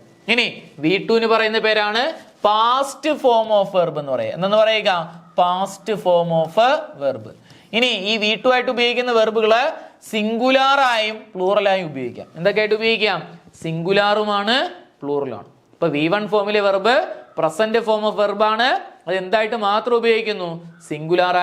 പ്ലൂറലായിട്ട് മാത്രം ഉപയോഗിക്കുന്നു. ഇനി V2 ഫോമിലെ വെർബുകൾ എന്ന് പറയുമ്പോൾ പാസ്റ്റ് ഫോം ഓഫ് വെർബ് ആണ്. വെർബിന്റെ പാസ്റ്റ് രൂപമാണ്. എന്തൊക്കെയായിട്ട് ഉപയോഗിക്കാം? സിംഗുലാറായി ഉപയോഗിക്കാം, അതുപോലെ പ്ലൂറലായും ഉപയോഗിക്കാം. ഇനി V3 ഫോമിന് പറയുന്ന പേരാണ് past participle form of verb. എന്തെന്ന് പറയണം? Past participle form of verb. ഈ V3 ഫോമിലെ വെർബ് ഒരിക്കലും ഒറ്റയ്ക്ക് നിൽക്കില്ല കേട്ടോ. ഇവയ്ക്ക് മുന്നിൽ എന്ത് വരണം? ഓക്സിലറി വെർബുകൾ വരണം. എന്ത് ചെയ്യുന്നുണ്ട്? V3 ഫോം ഒരിക്കലും ഒറ്റയ്ക്ക് ഒരു സെന്റൻസിനകത്ത് വരാറില്ല. ഈ V1 V2 ഒക്കെ ഒറ്റയ്ക്ക് സെന്റൻസിനകത്ത് വരും. ഹി ഗോ, അല്ലെങ്കിൽ he goes to school, goes വന്നിരിക്കുന്നു. അല്ലെങ്കിൽ they go to school, go വന്നിരിക്കുന്നു. ഓക്സിലറി ഇല്ലാണ്ട് എഴുതാം. കാരണം അതിനകത്ത് ഓക്സിലറി വെർബ് ഉണ്ട്. ഡു, ഡസ്, ഡിഡ് അതിനകത്ത് ഉണ്ട്. അതുകൊണ്ടാണ് അവ ഓക്സിലറി ഇല്ലാണ്ട് എഴുതുന്നത്. എന്നാൽ V3 ഫോമിലെ വെർബിന് പറയുന്ന പേരാണ് past participle form of verb. എന്ന് പറയും? Past participle form of verb എന്ന് പറയും. Okay, past participle form of verb അല്ലേ? ഇനി അടുത്ത ING ഫോം. അടുത്താണ് വെർബിന്റെ അടുത്ത രൂപമാണ് ING രൂപങ്ങൾ. ING രൂപത്തിന് പറയുന്ന പേരാണ് present participle form of verb. എന്ന് പറയുക? Present participle form of verb. V3 past participle, ING പറയുന്ന പേര് പ്രസന്റ് പാർട്ടിസിപ്പിൾ. പ്രസന്റ് പാർട്ടിസിപ്പിൾ ആണെങ്കിൽ പാസ്റ്റ് പാർട്ടിസിപ്പിൾ മറക്കരുത്. ഇപ്പൊ പ്രസന്റ് നിങ്ങൾക്ക് വരും താഴെ തന്നിരിക്കുന്ന സെന്റൻസിൽ അല്ലെങ്കിൽ വെർബുകളില് പ്രസന്റ് പാർട്ടിസിപ്പിള് ഫോം ഏതാണ് എന്ന് ചോദിച്ചു കഴിഞ്ഞാൽ എഴുതണം. ഇനി ഈ INGക്ക് പറയുന്ന മറ്റൊരു പേരാണ് കണ്ടിന്യൂയിങ് ഫോം എന്ന് പറയാറുണ്ട്. എന്നൊന്നും പറയാറുണ്ട്? കണ്ടിന്യൂയിങ് ഫോം എന്നും പറയാറുണ്ട്. വെർബിന്റെ കണ്ടിന്യൂയിങ് രൂപം എന്നും പറയാറുണ്ട്. ഇനി അടുത്തതാണ് SES IES രൂപം. ഇതിന് പറയുന്ന പേരാണ് പ്രസന്റ് ഫോം ഓഫ് വെർബ് തന്നെയാണ്, വെർബിന്റെ പ്രസന്റ് രൂപം തന്നെയാണ്. പക്ഷെ ഇതിന് പറയുന്ന പേര് സിംഗുലാർ ഫോം ഓഫ് വെർബ് എന്ന് പറയും. പ്രസന്റ് ഫോം വെർബിലെ പ്രസന്റ് രൂപത്തിലെ സിംഗുലാർ വെർബുകളാണ് SES IES രൂപം. അപ്പൊ ഈ വെർബുകളുടെ V1 V2 V3ക്കും INGക്കൊക്കെ പറയുന്ന മറ്റു പേരുകൾ പഠിക്കണം. ഇപ്പൊ V1 പറയുന്ന പേര് present form of verb. V1 എന്ന് പറഞ്ഞു കഴിഞ്ഞാൽ അത് പ്ലൂറൽ ആയിരിക്കും. ഇനി V2 ഫോമിലെ വെർബിന് പറയുന്ന പേര് പാസ്റ്റ് ഫോം ഓഫ് വെർബ്. അത് സിംഗുലാറായും പ്ലൂറലായും ഉപയോഗിക്കുന്നു. ഇനി V3 ഫോമിന് പറയുന്ന മറ്റൊരു പേരാണ് past participle form of verb. അത് സിംഗുലാർ എന്നോ പ്ലൂറൽ എന്നോ പറയാൻ പറ്റില്ല, ഓക്സിലറി വന്നാലേ പറയാൻ പറ്റത്തുള്ളൂ. ഇനി INGക്ക് പറയുന്ന പേരാണ് എന്തെന്ന് പറയുന്നു? ING ഫോമിലെ വെർബുകൾക്ക് പറയുന്ന പേരാണ് present participle form of verb. അല്ലെങ്കിൽ മറ്റൊരു പേര് കണ്ടിന്യൂയിങ് ഫോം എന്ന് പറയാം. ഇനി ചില കുട്ടികൾക്ക് ജെറണ്ട് എന്ന് പറയില്ലേ എന്ന് ചോദിക്കും. അപ്പൊ ജെറണ്ട് എന്ന് പറയില്ല. ING ഫോമിൽ വരുന്ന വെർബുകൾക്ക് പറയുന്ന പേര് പ്രസന്റ് പാർട്ടിസിപ്പിളും INGയിൽ ഉപയോഗിക്കുന്ന വാക്കിനെ ഒരു നൗൺ ആയിട്ട് ഉപയോഗിച്ചാൽ മാത്രമേ അതിന് എന്തെന്ന് വിളിക്കാൻ പറ്റത്തുള്ളൂ കുട്ടികളെ? ജെറണ്ട് എന്ന് വിളിക്കുള്ളൂ. ജെറണ്ട് എന്ന് വിളിക്കും. ചില കുട്ടികളെങ്കിലും ചിന്തിച്ചിട്ടുണ്ടായിരിക്കും ജെറണ്ട് INGയിൽ വരുന്ന വാക്കിന് ജെറണ്ട് എന്ന് പേര് പറയില്ലേ? അപ്പൊ ഇവിടെ നമ്മൾ വെർബുകളാണ് പറയുന്നതുകൊണ്ട് ജെറണ്ട് പറയാൻ പറ്റൂല അല്ലേ? INGയിൽ വരുന്ന വാക്കിന് പറയുന്നത് ജെറണ്ട് എന്ന് വിളിക്കാം. അതിന്റെ അർത്ഥം എന്താണ്ടേ ING വരുന്ന വാക്കിനെ എന്തായിട്ട് ഉപയോഗിക്കണം? നൗണായിട്ട്, സബ്ജക്റ്റ് ആയിട്ട് ഉപയോഗിക്കണം. എങ്കിലേ അതിനെ നമുക്ക് എന്തെന്ന് വിളിക്കാൻ പറ്റൂ? ജെറണ്ട് എന്ന് വിളിക്കാൻ പറ്റും. ഇവിടെ നമ്മൾ വെർബുകളെ കുറിച്ചാണ് സംസാരിക്കുന്നത് ഇല്ലേ? അപ്പൊ ING വരുന്ന വെർബുകൾക്ക് പറയുന്ന പേര് present participle form of verb, അല്ലെങ്കിൽ അതിന് പറയുന്ന മറ്റൊരു പേര് കണ്ടിന്യൂയിങ് ഫോം എന്നും പറയാം. ഓക്കെ, ലാസ്റ്റ് ഫോമാണ് SES IES രൂപങ്ങൾ. അതായത് പ്രസന്റ് ഫോം ഓഫ് വെർബ് തന്നെയാണ് അതും. അതിന് പറയുന്ന പേര് singular form of verb. Verb singular ആയിട്ട് ഉപയോഗിക്കുന്ന വെർബുകൾ. അങ്ങനെയാണെങ്കിൽ പറഞ്ഞു നോക്കിയ കുട്ടികളെ കുറച്ച് വെർബുകൾ ഒന്ന് പരിചയപ്പെടാം. നോക്കിയേ, ഒന്ന് ഡ്രോയുടെ കമ്മിന്റെ 3 രൂപം എന്ന് പറഞ്ഞേ. Come, came, come. കമ്മിന്റെ V1, കെയിം എന്ന് പറഞ്ഞ V2, കം എന്ന് പറഞ്ഞ V3, കമ്മിങ് എന്ന് പറയുന്ന ING രൂപം. ഇനി കംസ് എന്ന് പറയുന്നത് സിംഗുലാർ രൂപം. ഇനി ഡ്രോ ആണെങ്കിലോ draw, drew, drawn. Drawing, draws. ഡ്രോയിലെ 3 രൂപങ്ങൾ പറ. Draw V1, draws V2, drawn ചെയ്യുന്നൂടെ V3. അതുപോലെ ഡ്രോയിങ് ING രൂപം, ഡ്രോസ് SORES രൂപം. ഇതിൽ INGയും SORES രൂപങ്ങളും പറയാൻ എളുപ്പമാണ്. V1, V2, V3 ആണ് ചിലപ്പോൾ നമുക്ക് മാറിപ്പോകാൻ സാധ്യത വരുന്നത്. ഗോയാണെങ്കിലാ go, went, gone, going, goes. Okay, അതേപോലെ സ്റ്റഡി ആണെങ്കിലാ study, studied, studied, studying, studies. Grow ആണെങ്കിലാ grow, grew, grown, growing, grows. ഗ്രോയുടെ 3 രൂപ ഏതാണ്? Grow, grew, grown, growing, grows. Keep ആണെങ്കിലാ keep, kept, kept, keeping, keeps. Okay, see ആണെങ്കിലാ see, saw, seen, seeing, sees. സീയുടെ 3 രൂപം പറഞ്ഞേ. See, saw, seen, seeing, sees. Tell ആണെങ്കിലോ tell, told, told, telling, tells. Walk ആണെങ്കിലോ walk, walked, walked, walking, walks. Sing ആണെങ്കിലോ sing, sang, sung. തെറ്റിപ്പോവും. Sing, sang, sung, singing, sings. അപ്പൊ ഇതേപോലെയാണ് വെർബുകളെ രൂപങ്ങളായിട്ട് പല മാറ്റങ്ങളായിട്ട് എഴുതുന്നത്. ഇതുപോലെ നിങ്ങൾ പഠിക്കണം. ഇപ്പൊ ഞാൻ അത്യാവശ്യം നിങ്ങൾക്കൊന്ന് മനസ്സിലാകാൻ വേണ്ടി മാത്രം കുറച്ച് വെർബുകൾ ആഡ് ചെയ്തു എന്ന് മാത്രമേ ഉള്ളൂ. ഇതേപോലെ വെർബുകളുടെ V1, V2, V3 അത്യാവശ്യമുള്ളത് അത്രയും പഠിച്ചു വയ്ക്കണം. ഏകദേശം നമ്മൾ കോമൺ ആയിട്ട് പറയുന്ന എല്ലാ വെർബുകളുടെയും V1, V2, V3 പഠിച്ചു വയ്ക്കണം. അത് നിങ്ങൾ എഴുതിയെടുത്ത് തന്നെ പഠിക്കണം. നമ്മൾ അത്യാവശ്യം ആ വെർബിന്റെ എന്താണെന്നും അത് എന്തൊക്കെയാണെന്നും എങ്ങനെയൊക്കെ മാറി വരുന്നു എന്നതിനെ കുറിച്ച് മാത്രം പറഞ്ഞു. കുറച്ച് ഉദാഹരണങ്ങളും പറഞ്ഞു. അത്രയും ഞാൻ പറഞ്ഞിട്ടുള്ളൂ. അപ്പൊ നിങ്ങൾ ചെയ്യേണ്ടത് ഇതിനോടൊപ്പം തന്നെ നിങ്ങൾ ആഡ് ചെയ്ത് എന്ത് ചെയ്യുന്നു, ഓരോ വെർബുകളും കൂടെ പഠിക്കണം. കുറച്ചും കൂടെ ഒക്കെ അറിഞ്ഞുകൂടാത്ത ചുമ്മാ ഗൂഗിൾ ചെയ്താൽ മതി. ചുമ്മാ ഗൂഗിൾ ചെയ്യുക, അല്ലെങ്കിൽ എന്ത് ചെയ്യുക, ഒന്ന് വായിച്ചു നോക്കുക. അറിഞ്ഞുകൂടാത്തതാണെങ്കിൽ 1-2 തവണ ഒന്ന് പറഞ്ഞു നോക്കുക. അപ്പൊ നോക്കുക, വെർബുകളുടെ V1, V2, V3 പഠിച്ചു വയ്ക്കണം, അത്യാവശ്യമാണ്. അപ്പൊ V1 രൂപങ്ങൾക്ക് പറയുന്ന പേര് പ്രസന്റ് ഫോം ഓഫ് വെർബ്, അതെപ്പോഴും പ്ലൂറലാണ്. V2 രൂപങ്ങൾ സിംഗുലാറുമാണ്, പ്ലൂറലാണ്. പറയുന്ന പേര് past form of verb. V3 രൂപങ്ങൾ എന്ത് ചെയ്യുന്നൂടെ പറയുന്ന പേരാണ് past participle form of verb. അത് സിംഗുലാറുമല്ല, പ്ലൂറലുമല്ല. കാരണം അവയെ അങ്ങനെ പറയാൻ പറ്റില്ല. അവയ്ക്ക് മുന്നിൽ ഓക്സിലറി ചേർത്ത് പറയുമ്പോഴേ സിംഗുലാറും പ്ലൂറലും പറയാൻ പറ്റുള്ളൂ. എപ്പോഴും V3 രൂപങ്ങൾക്ക് മുന്നിൽ പൊതുവേ വരുന്ന ഓക്സിലറീസ് ഏതൊക്കെയാന്ന് ചോദിച്ചാൽ ഹാസ്, അതുപോലെ ഹാവ്, അതുപോലെ ഹാഡ് എന്നീ ഓക്സിലറിയാണ് ഏതിന്റെ മുന്നിൽ വരുന്നത്? V3 രൂപങ്ങൾക്ക് മുന്നിൽ വരുന്ന ഓക്സിലറീസ്. ഇനി അതേപോലെ ING രൂപങ്ങളും അവയും സിംഗുലാറും പ്ലൂറലും ഇല്ല. അവയ്ക്ക് പറയുന്ന മറ്റൊരു പേരാണ് present participle form of verb, അല്ലെങ്കിൽ പറയുന്ന മറ്റൊരു പേര് കണ്ടിന്യൂയിങ് ഫോം. ഇവ എപ്പോഴും ചെയ്തുകൊണ്ടിരിക്കുന്നു എന്ന് പറയാനാണ് ഉപയോഗിക്കുന്നത്. കമ്മിങ് എന്ന് പറഞ്ഞാൽ വന്നുകൊണ്ടിരിക്കുന്നു, ഡ്രോയിങ് എന്ന് പറഞ്ഞാൽ വരച്ചുകൊണ്ടിരിക്കുന്നു, ഗോയിങ് എന്ന് പറഞ്ഞാൽ പൊയ്ക്കൊണ്ടിരിക്കുന്നു, ഇങ്ങനെ പറയാനാണ്. അതുകൊണ്ട് തന്നെ കണ്ടിന്യൂയിങ് ഫോം എന്ന് പറയാം. ഓക്കെ, ഇനി അത് കഴിഞ്ഞിട്ട് അടുത്ത് നമ്മൾ പറഞ്ഞു, ഏതും കൂടെ പറഞ്ഞുകൂടെ? നമ്മൾ തന്നിരിക്കുന്ന വെർബുകൾക്ക് ഇവയ്ക്ക് മുന്നിൽ ഓക്സിലറി ചേർത്തേ പറയാൻ പറ്റുള്ളൂ, എങ്കിലേ ഇവയെ സിംഗുലാറും പ്ലൂറലും പറയാൻ പറ്റുള്ളൂ. ഇനി SORES രൂപങ്ങൾ, SES IES രൂപങ്ങൾ എന്ന് പറഞ്ഞാൽ പ്രസന്റ് ഫോം ഓഫ് വെർബ് തന്നെയാണ്. ഇവ എന്ത് ചെയ്യും? സിംഗുലാർ ആയിട്ട് ഉപയോഗിക്കുന്നു. കൂടുതൽ കഴിഞ്ഞ് ചിലപ്പം നിങ്ങൾക്ക് എവിടെയെങ്കിലും കേട്ടിട്ടുണ്ടായിരിക്കും, എന്താണ് ഈ V0 ഫോം ഓഫ് വെർബ്? എവിടെയെങ്കിലും കേട്ടിട്ടുണ്ടായിരിക്കും. എന്താണ് V0 ഫോം ഓഫ് വെർബ്? സത്യത്തിൽ വെർബിന്റെ ഏറ്റവും ബേസ് രൂപമാണ് V0. ഈ V0 ഫോമിനെയാണ് V1, V2, V3, ING, SORES രൂപങ്ങൾ എന്ന് പറയുന്നത്. ഈ V0 ഫോം എന്ന് പറഞ്ഞാൽ സിംഗുലാറുമല്ല പ്ലൂറലുമല്ല, സിംഗുലാറുമല്ല പ്ലൂറലുമല്ല. അപ്പൊ എന്താണ് ഈ V0? പഠിച്ചു വെച്ചോണം കേട്ടോ. അതായത് കാഴ്ചയിൽ V1 പോലെ തന്നെ ഇരിക്കും. കാഴ്ചയിൽ ഏതുപോലെയാണ്?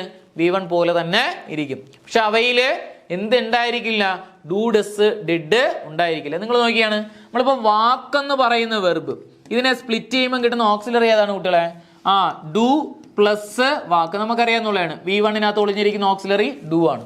കണ്ട, ഡു പ്ലസ് വാക്ക്. ഈ വാക്കുണ്ടല്ല, ഈ വാക്കിന് പറയുന്ന പേരാണ് V0 ഫോം. അതായത് ഡു ഡസ് ഡിഡ് സ്പ്ലിറ്റ് ചെയ്ത് കിട്ടുന്ന വെർബുകൾക്ക് പറയുന്ന പേര് എന്തെന്ന് പറയുക? V0 form. ഇങ്ങനെ കിട്ടുന്ന വെർബുകൾ എന്തല്ല? സിംഗുലാറുമല്ല, പ്ലൂറൽ. ഇതിനോടൊപ്പം ഡു ചേരുമ്പോൾ വാക്കെന്ന് തന്നെ പറയും. കാഴ്ചയിൽ അവയെല്ലാം ഒരുപോലെ ഇരിക്കുന്നുവെങ്കിലും എന്ത് ചെയ്യുന്നൂടെ? ഡു ഡസ് ഡിഡ് സ്പ്ലിറ്റ് ചെയ്ത് കിട്ടുന്ന വെർബുകൾക്ക് പറയുന്ന പേരാണ് V1 അല്ലെങ്കിൽ V0 ഫോം ഓഫ് വെർബ് എന്ന് പറയുന്നത്. അവ സിംഗുലാറുമല്ല, പ്ലൂറലുമല്ല. ഈ വാക്കുകൾക്ക് പറയുന്ന പേരാണ് ബെയർ ഇൻഫിനിറ്റീവ് എന്ന് പറയും. എന്തെന്ന് പറയും കുട്ടികളെ? ബെയർ ഇൻഫിനിറ്റീവ് എന്ന് പറയും. അപ്പൊ V0 ഫോം ഓഫ് വെർബിന് പറയുന്ന മറ്റൊരു പേര് ബെയർ ഇൻഫിനിറ്റീവ്, അല്ലെങ്കിൽ മറ്റൊരു പേരാണ് റൂട്ട് ഫോം ഓഫ് വെർബ്. എന്തെന്ന് പറയും? Root form of verb. Root form of verb എന്ന് പറയാം. മനസ്സിലാവൂല്ല? ഓക്കെ. അപ്പൊ നമ്മളെന്താ പറഞ്ഞു? ഡു ഡസ് ഡിഡ് സ്പ്ലിറ്റ് ചെയ്ത് വരുന്ന വെർബുകൾക്ക് പറയുന്ന പേരാണ് റൂട്ട് ഫോം. നോക്കിയാണ്. അതുപോലെ വാക്സ് എന്ന് പറയുന്ന വെർബ്, വാക്സ് എന്ന് പറയുന്ന വെർബ് കണ്ട, എസ്സിൽ അവസാനിക്കുക. അതിനകത്ത് ഒളിഞ്ഞിരിക്കുന്ന ഓക്സിലറി ഏതാണ് കുട്ടികളെ? എന്ത് ചെയ്യുന്നു? ഡസ് ആണ്. അതിനകത്ത് ഒളിഞ്ഞിരിക്കുന്ന ഓക്സിലറി ഡസ്. ഡസ് പ്ലസ് വാക്ക് എന്നാണ് പറയുന്നത് കേട്ടോ. വാക്സ് ഡസ് പ്ലസ് വാക്കാണ്.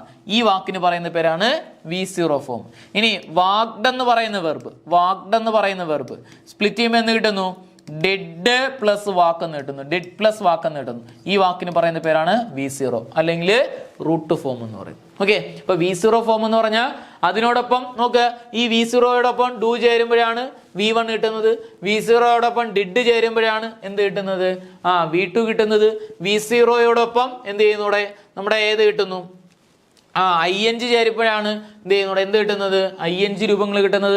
V0യോടൊപ്പം SES രൂപങ്ങൾ ചേരുമ്പോഴാണ് എന്ത് കിട്ടുന്നത്? V3 അല്ലെങ്കിൽ SOR-ES രൂപങ്ങൾ കിട്ടുന്നത്. ഇങ്ങനെയാണ് നമ്മൾ വെർബിനെ തിരിക്കുന്നത്. അപ്പൊ V0 ഫോം ഓഫ് വെർബ് എന്ന് പറഞ്ഞാൽ വെർബിന്റെ ഏറ്റവും ആദ്യത്തെ രൂപമാണ്. ചിലപ്പോൾ പരീക്ഷയ്ക്ക് അങ്ങനെ ചോദിക്കത്തില്ല. നമുക്ക് പരീക്ഷയ്ക്ക് എന്താണ് ഈ V0? ചിലപ്പോൾ താഴെ തന്നിരിക്കുന്ന വെർബുകളിൽ V0 ഫോം ഓഫ് വെർബ് ഏത്? ഗോ കിടപ്പുണ്ട്, അതേപോലെ വെന്റ് കിടപ്പുണ്ട്, ഗോണ് കിടപ്പുണ്ട്, ഗോയിങ് കിടപ്പുണ്ട്. നിങ്ങൾ ഏത് എഴുതും കുട്ടികളെ? ഗോ എന്ന് എഴുതി കൊടുക്കുക. അപ്പോൾ നമ്മളെ കാഴ്ചയിൽ രണ്ടും ഒരുപോലെയല്ലേ? ഗോ അവിടെ എന്തായിട്ട് വരുന്നു? V0 ഫോം ഓഫ് വെർബായിട്ട് വരുന്നു. അല്ലെങ്കിൽ റൂട്ട് ഫോം ഏതാണ്? അല്ലെങ്കിൽ ഗോ എന്ന് പറയുന്ന വെർബിന്റെ റൂട്ട് ഫോം ഏതാണ്? ഇങ്ങനെയാണ് ചോദ്യം വരുന്നത്. റൂട്ട് ഫോം ഏതാണ്? അപ്പൊ താഴെ തന്നിരിക്കുന്ന ഗോ ഉണ്ട്, വെന്റ് ഉണ്ട്, ഗോയിങ് ഉണ്ട്, ഗോസ് ഉണ്ട്. നിങ്ങൾ ഏത് എഴുതുക? ഗോ തന്നെ എഴുതുക.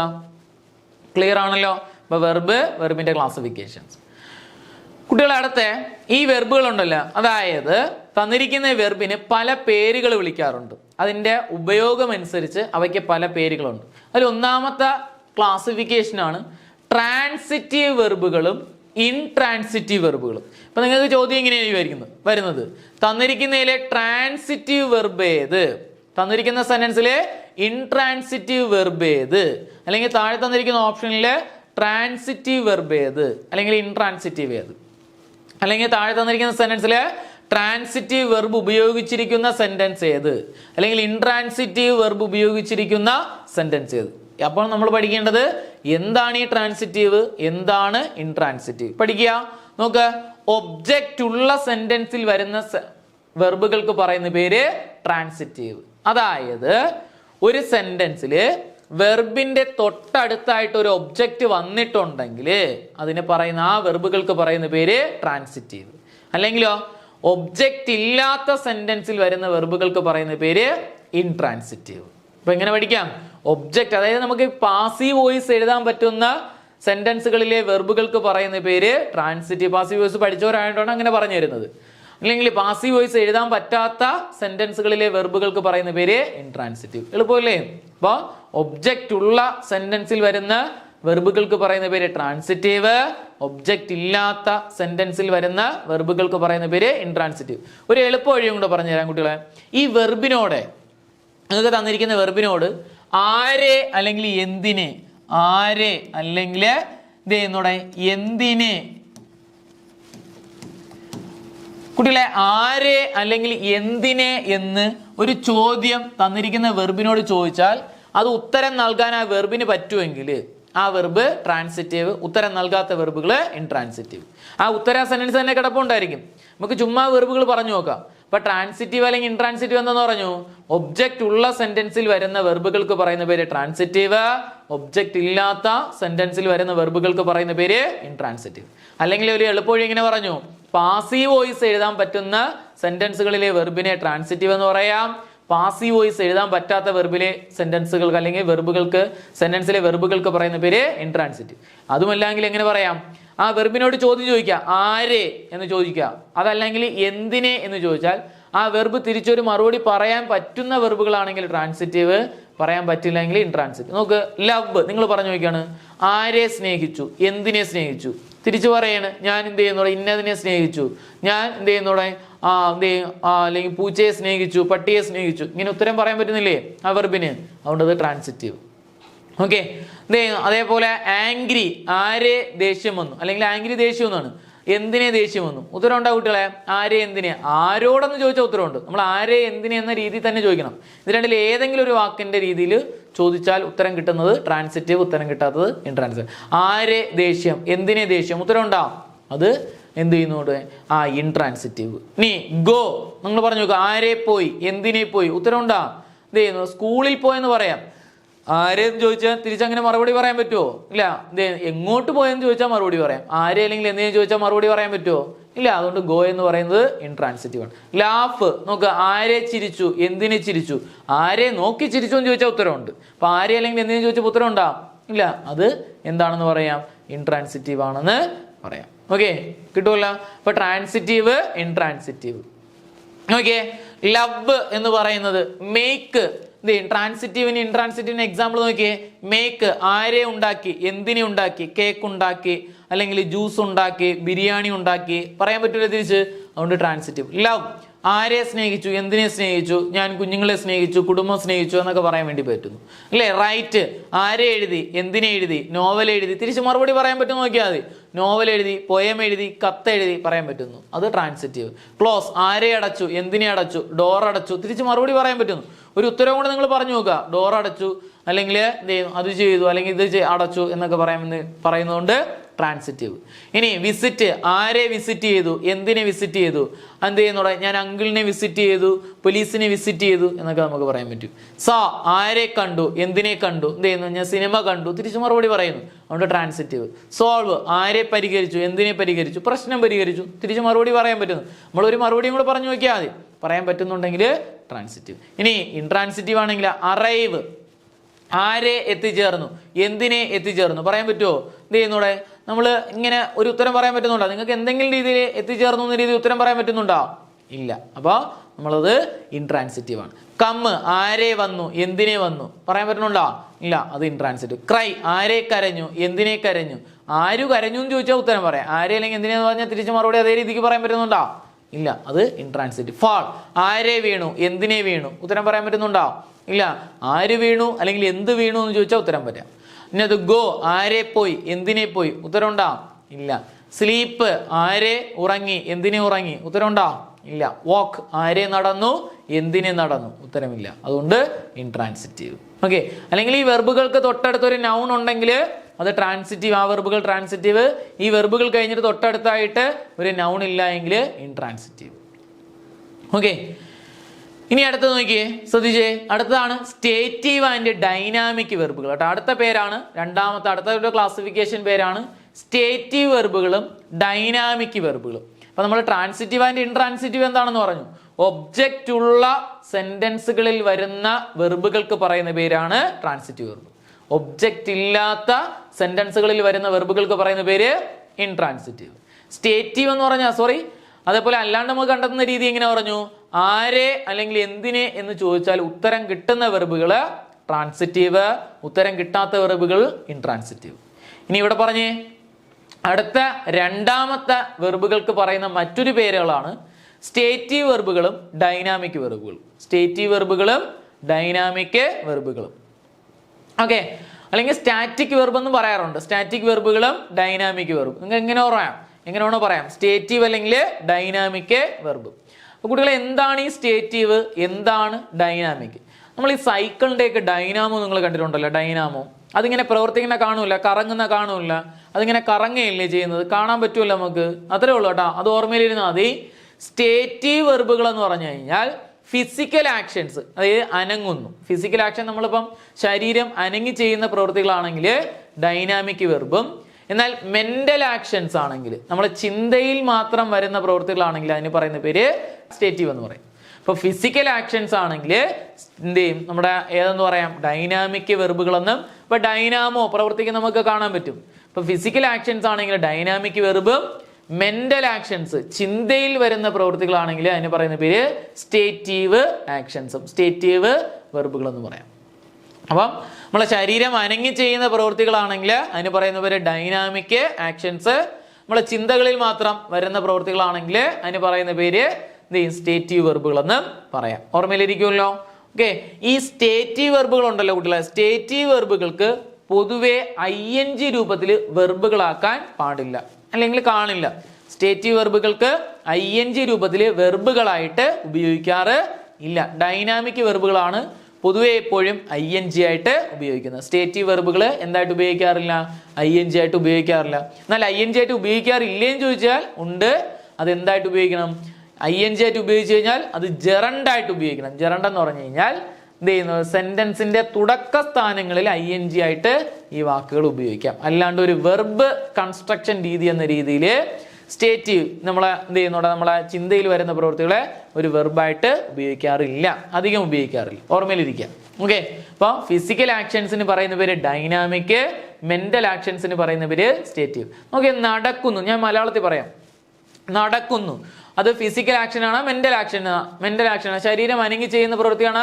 ശരീരം അനങ്ങാതെ ചിന്തയിൽ മാത്രം വരുന്ന പ്രവൃത്തിയാണ് കുട്ടികളെ, അതൊരു ഫിസിക്കൽ ആക്ഷൻ. അതുകൊണ്ട് അതിനെ എന്തെന്ന് വിളിക്കാം, ഡൈനാമിക് എന്ന് പറയാം. ഇനി എന്ത് ചെയ്യുന്നൂടെ, ദേഷ്യം എന്ന് പറയുന്ന വികാരം, ദേഷ്യം വരുന്നു. ദേഷ്യം എന്ന് പറയുന്നത്, ദേഷ്യപ്പെടുക എന്ന് പറയുന്നത് എന്താണ് കുട്ടികളെ, ദേഷ്യം എന്ന് പറയുന്ന വികാരം അതൊരു ഡൈനാമിക് ആണോ ഫിസിക്കലാണോ?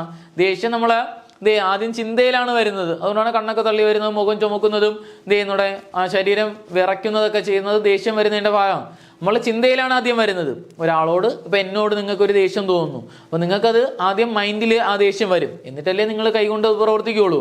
അപ്പോഴായിരിക്കും അവിടെ കിടക്കുന്ന കസേര എടുത്ത് തലക്കിട്ട് അടിച്ചു തരുന്നത്. അത് ആ ആക്ഷനാണ്, ആ ദേഷ്യം പ്രകടിപ്പിക്കുന്ന രീതിയാണ്. പക്ഷെ ദേഷ്യം എന്ന് പറയുന്ന വികാരം നമ്മൾ തോന്നിയത് എവിടെയാണ്, ആ ചിന്തയിലാണ്. അതുകൊണ്ട് അത് മെന്റൽ ആക്ഷൻസ് ആണ്. ഇപ്പൊ പഠിച്ചേ സ്റ്റേറ്റീവ് ആൻഡ് ഡൈനാമിക്കിന് എക്സാമ്പിൾ പഠിച്ചേ. ഡൈനാമിക് ശരീരം അനങ്ങി ചെയ്യുന്ന പ്രവൃത്തി, അതാണ് വാക്ക്. ഡൈനാമിക് ഇപ്പൊ കാലനങ്ങാൻ നടക്കാൻ പറ്റൂലല്ലോ. സ്ലീപ്പ്, ഇപ്പൊ സ്ലീപ്പ് ചില കുട്ടികൾക്ക് ഡൗട്ട് വരും, അത് നമ്മൾ അനങ്ങുന്നില്ലല്ലോ. നിങ്ങൾ എന്ത് ചെയ്യുന്നൂടെ, നമ്മൾ പറയണം, നമ്മളിപ്പോൾ ഞാനിപ്പോൾ പഠിപ്പിച്ചുകൊണ്ടിരിക്കുന്നതിൻ്റെ കൂട്ടത്തിൽ ഞാൻ ചിന്തിക്കുകയാണ്. ഞാൻ പല കാര്യങ്ങളും ചിന്തിക്കുന്നുണ്ടായിരിക്കുമല്ലോ, ചിന്തിക്കുകയാണ്. അതിൻ്റെ കൂട്ടത്തിൽ 1 മണിക്കൂർ ചിന്തിച്ച ഉറക്കം എനിക്ക് കിട്ടുമോ? നമ്മൾ വീട്ടിലെങ്ങനെയാണ് കിടന്നുറങ്ങണേന്ന് ആലോചിച്ച് നോക്കിയാൽ മതി. എന്ത് ചെയ്യുന്നു, നിങ്ങൾ കിടന്ന പോലെയാണ് കിടക്കണത്. എന്ത് ചെയ്യുന്നൂടെ, 8:10 എന്ന് പറഞ്ഞാൽ കിടന്നുറങ്ങണത്. അത് ഓർമ്മയിലിരുന്നാൽ മതി. നോക്കിയേ, ഇപ്പൊ സ്ലീപ്പ് ചിലപ്പോൾ കാലക്കെടുത്ത് കിളവീരെ മണ്ടക്കിട്ട് അടിച്ചു കൊടുക്കാറില്ലേ? അമ്മച്ചീരെ തൊട്ടടുത്ത് കിടക്കുന്ന ആളെ മണ്ടക്കിട്ട് അടിക്കാറില്ലേ? നമ്മൾ നേരെ കിടക്കുന്നു, പിറ്റേന്ന് രാവിലെ കട്ടിൻ്റെ അടിയിൽ നിന്ന് എഴിച്ചു വരുന്നു, അങ്ങനെ ചെയ്യാറുണ്ട്. ചിലപ്പോൾ അടുത്ത് കിടക്കുന്ന മണ്ടയിൽ എന്ത് ചെയ്യുന്നു, അടുത്ത് കിടക്കുന്ന ആളുടെ മണ്ടയിൽ കൂടെ കാലെടുത്ത് ഇട്ട് കൊടുക്കാറുണ്ട്. ചിലപ്പോൾ എന്ത് ചെയ്യുന്നു, നേരെ കിടന്നു, പിറ്റേന്ന് എഴിച്ചു വരുമ്പോൾ തലവുത്തന്നെ കിടക്കണതാണ്. ഇതൊക്കെ നമ്മൾ എന്ത് ചെയ്യുന്നൂടെ, അനങ്ങും, ശരീരം കൂർക്കം വലിച്ചുറങ്ങുന്നു, അനക്കമില്ലേ, സൗണ്ട് കേൾക്കുകയില്ലേ, അത്രേ ഉള്ളൂ. അപ്പൊ സ്ലീപ്പ് എന്ന് പറയുന്നത് ഏതാണ്ടായി, അത് ഡൈനാമിക് ആണ്. ഡാൻസ്, ശരീരം അനങ്ങാതെ ഡാൻസ് കളിക്കാൻ പറ്റുമോ? ചിന്തയിൽ ഒരു ഡാൻസ് കളിച്ചിട്ടോട്ടെ എന്ന് പറയാൻ പറ്റുമോ? ഇല്ല, ഡാൻസ് ഡൈനാമിക്. റൈറ്റ് ഡൈനാമിക് ആണ്. കൈ അനങ്ങാതെ എഴുതാൻ പറ്റുമോ? ഇല്ല. സോൾവ്, ഒരു പ്രശ്നം പരിഹരിക്കുന്നു, ഡൈനാമിക് ആണ്. സിങ്, പാട്ട് പാടുന്നു, ചുണ്ടനങ്ങാതെ പാട്ട് പാടാൻ പറ്റുമോ സൗണ്ട് കേൾപ്പിക്കാതെ? ജമ്പ്, ഇപ്പൊ മനസ്സിൽ പാടുന്നു ചിന്തിച്ചു കളയില്ല കേട്ടോ. ജമ്പ് ഒരു ഡൈനാമിക് ആണ്. ടോൾ എന്ത് ചെയ്യുന്നു, ടോക്ക് സംസാരിക്കുന്ന ഡൈനാമിക് ആണ്. സ്പീക്ക് ഡൈനാമിക് ആണ്. ഡ്രിങ്ക് ഡൈനാമിക് ആണ്. എന്നാലാ സ്റ്റേറ്റീവ് ആക്ഷൻ ആണെങ്കിലാ ലവ് എന്ന് പറയുന്ന സ്നേഹം. ഇപ്പോൾ ഒരാളോട് എനിക്കൊരു സ്നേഹം തോന്നി, അത് എൻ്റെ ചിന്തയിലാണ് അട്രാക്ഷൻ സ്നേഹവും ആദ്യം തോന്നുന്നത്, പിന്നീട് ഞാൻ അത് പ്രകടിപ്പിക്കുന്നത്. എന്ത് ചെയ്യുന്നുണ്ട്, നമ്മൾ കയ്യും കാലും ഒക്കെ കണ്ണും കൊണ്ടൊക്കെ പ്രകടിപ്പിക്കുന്നത് പിന്നീടാണ്. ഇനി ആംഗ്രി, ദേഷ്യം ഞാൻ നേരത്തെ പറഞ്ഞു, അതും നമ്മളെ ചിന്തയിൽ. റിമെമ്പർ, ഓർത്തെടുക്കുന്നത്, അതും ചിന്തയിൽ വരുന്ന പ്രവൃത്തിയാണ്. ലൈക്ക്, ഇഷ്ടം തോന്നുന്നത്, അതും ചിന്തയിൽ വരുന്ന പ്രവൃത്തിയാണ്. ഹെയ്റ്റ്, വെറുക്കുന്നത്. എനിക്കിപ്പോൾ ഒരാൾ വെറുപ്പാണ്, കാണുമ്പോഴേ നമ്മളെ ചിന്തയിലാണ് ആദ്യം ആ പ്രവൃത്തി നടക്കുന്നത്. ഫിയർ എന്ത് ചെയ്യുന്നുണ്ട്, ചിന്തയിൽ വരുന്ന പ്രവൃത്തി. സീം, ചിന്തയിൽ വരുന്ന പ്രവൃത്തിയാണ്. തിങ്ക്, ചിന്തയിൽ വരുന്ന പ്രവൃത്തിയാണ്. ഹോപ്പ്, ചിന്തയിൽ വരുന്ന പ്രവൃത്തിയാണ്. അപ്പൊ എന്താണ് ഈ ഡൈനാമിക്, എന്താണ് സ്റ്റേറ്റീവ് എന്ന് പറഞ്ഞാൽ എന്ത് ചെയ്യുന്നുണ്ട്, നമുക്ക് ഹോപ്പിംഗ് ING ചേർത്ത് പറയാറില്ല. എന്ത് ചെയ്യുന്നൂടെ? പിന്നെ അതേപോലെ സീമിങ് ING ചേർത്ത് പറയാറില്ല. ഫിയറിങ് ING ചേർത്ത് പറയാറില്ല. ലവിങ് ING ചേർത്ത് പറയാറില്ല. പറയാറുണ്ടാന്ന് ചോദിച്ചാൽ ഉണ്ട്. അത് എന്തായിട്ട് വരണം? നമ്മളെ ജെറണ്ടായിട്ട് ഉപയോഗിച്ച ING ചേർക്കുക, അല്ലാണ്ട് ഒരു വെർബായിട്ട് ING ചേർത്ത് പറയാറ് ഇല്ല. എന്നിട്ട് ആംഗ്രീയിങ് ING ചേർത്ത് പറയാറില്ല. അതുകൊണ്ടാണ് സ്റ്റേറ്റീവ് വെർബുകൾ ING രൂപത്തിലെ വെർബുകളാക്കി മാറ്റാറില്ല പൊതുവെ. ഡൈനാമിക് വെർബിന് ING ചേർത്തിട്ട് പറയാം. Drinking, speaking, talking, jumping, singing, solving, writing, dancing, sleeping, walking പറയാം. ഓക്കെ, അപ്പൊ എന്താണ് കുട്ടികളെ സ്റ്റേറ്റീവ് ആൻഡ് ഡൈനാമിക്? മെന്റൽ ആക്ഷൻസിനെ സ്റ്റേറ്റീവ് എന്നും ഫിസിക്കൽ ആക്ഷൻസിനെ ഡൈനാമിക് എന്നും പറയാം. അപ്പൊ ശരീരം അനങ്ങി ചെയ്യുന്ന പ്രവൃത്തികളാണ് ഡൈനാമിക്. ഡൈനാമോ അനങ്ങുന്നു, കാണാം സൈക്കിളിന്റെ ഒക്കെ ഡൈനാമോ. അതുകൊണ്ട് ഡൈനാമിക്. മെന്റൽ ചിന്തയിൽ വരുന്ന പ്രവൃത്തികളാണെങ്കിൽ സ്റ്റേറ്റീവ്. ക്ലിയർ ആണല്ലോ? അപ്പൊ ട്രാൻസിറ്റീവ് ആൻഡ് ഇൻട്രാൻസിറ്റീവ് എന്ന് പറഞ്ഞാലോ ഒബ്ജക്റ്റ് ഉള്ള സെന്റൻസിൽ വരുന്ന വെർബുകള് ട്രാൻസിറ്റീവ്, ഒബ്ജക്റ്റ് ഇല്ലാത്ത സെന്റൻസിൽ വരുന്ന വെർബുകള് ഇൻട്രാൻസിറ്റീവ്. ഓക്കെ, അപ്പൊ ആരെ, അതെങ്ങനെ കണ്ടത്? എളുപ്പ വഴി. ആരെ അല്ലെങ്കിൽ എന്തിനെ എന്ന് ചോദിച്ചാൽ ഉത്തരം കിട്ടുന്ന വെർബുകള് ട്രാൻസിറ്റീവ്, ഉത്തരം കിട്ടാത്ത വെർബുകള് ഇൻട്രാൻസിറ്റീവ്. ഓക്കെ, ക്ലിയർ ആണല്ലോ? നോക്കിയേ, ഐഡന്റിഫിക്കേഷൻ സെന്റൻസ് ആണ് കേട്ടോ, ക്വസ്റ്റ്യൻസ്. ഇപ്പൊ ഓപ്ഷൻ ഒന്നുമില്ല. Identify transitive and intransitive verb. ഞാൻ താഴെ ഓരോരോ ചോദ്യങ്ങൾ വരും. അതിൽ അണ്ടർലൈൻ ചെയ്തിരിക്കുന്ന വെർബ് ട്രാൻസിറ്റീവ് ആണോ ഇൻട്രാൻസിറ്റീവ് ആണോ എന്ന് പറയുക. നിങ്ങൾ എന്ത് പഠിച്ചാൽ മതി? നമ്മൾ എന്തെന്ന് പറഞ്ഞു? ആരെ അല്ലെങ്കിൽ എന്തിനെ, ആരെ അല്ലെങ്കിൽ എന്തിനെ എന്ന് വെർബിനോട് ചോദിക്കാം. ആ വെർബ് ഒരു ഉത്തരം നൽകുന്നു, ആ ഉത്തരം ആ സെന്റൻസിൽ കാണും. അങ്ങനെയുള്ള വെർബുകളാണെങ്കിൽ നമുക്ക് ട്രാൻസിറ്റീവ് വെർബുകൾ എന്ന് പറയാം. അങ്ങനെയല്ല എങ്കിൽ ഇൻട്രാൻസിറ്റീവ് എന്ന് പറയാം. നോക്ക്, he liked the match. He liked the match. നോക്ക്, ഹി ലൈക്ഡ് ദ മാച്ച്. നോക്ക്, അവിടെ ആരെ ഇഷ്ടപ്പെട്ടു, എന്തിനെ ഇഷ്ടപ്പെട്ടു. എന്തിനെ ഇഷ്ടപ്പെട്ടു? അവിടെ നോക്ക്, ദ മാച്ച്, മാച്ചിനെ ഇഷ്ടപ്പെട്ടു. അപ്പൊ ലൈക്ഡ് എന്ന് പറയുന്നത് എന്താണ് കുട്ടികളെ? ഇപ്പൊ നോക്ക്, വെർബിന്റെ തൊട്ടടുത്തൊരു നൗൺ വന്നിട്ടുണ്ട്. അതുകൊണ്ട് അതിനെന്താന്ന് വിളിക്കാം? ട്രാൻസിറ്റീവ് വെർബ് എന്ന് പറയാം. ട്രാൻസിറ്റീവ് വെർബ് നിങ്ങൾ തന്നെ പറഞ്ഞു പോണം. അടുത്ത ചോദ്യം നോക്കിയേ, ഐ ക്ലോസ്ഡ് ദ ഡോർ. ആരെ അടച്ചു, എന്തിനെ അടച്ചു? ഡോർ അടച്ചു. ക്ലോസ്ഡ് ദ ഡോർ അടച്ചു എന്ന് അതിൽ തന്നെ ഉത്തരം, അതിന്റെ ഉത്തരം അതിൽ തന്നെ വന്നിട്ടുണ്ട്. ഡോർ അടച്ചു. ഇപ്പൊ ഡോർ അല്ലെങ്കിൽ ക്ലോസ്ഡ് എന്ന് പറയുന്നത് എന്ത് വെർബാണ്? Transitive verb. ട്രാൻസിറ്റീവ്. ഓക്കെ, അടുത്ത ചോദ്യം നോക്കിയേ, we arrived in the afternoon. We arrived in the afternoon. ആരെ എത്തിച്ചേർന്നു, എന്തിനെ എത്തിച്ചേർന്നു? ഉത്തരം ഉണ്ടോ? അതിലുണ്ടോ? അതിൽ ഉത്തരം വല്ല വന്നിട്ടുണ്ടോ? ഇല്ല, വന്നിട്ടില്ല. അപ്പൊ ആഫ്റ്റർനൂൺ എത്തിച്ചേർന്നു എന്ന് പറയാൻ പറ്റുമോ? ഇല്ല. ആരെ എത്തിച്ചേർന്നു, എന്തിനെ എത്തിച്ചേർന്നു. വെർബ് കഴിഞ്ഞിട്ട് തൊട്ടടുത്ത് നൗണൊന്നും ഇല്ല, ഒബ്ജക്റ്റ് ഇല്ല. അതുകൊണ്ട് അതെന്താണെന്ന് പറയാം? Transitive, sorry intransitive verb. Intransitive.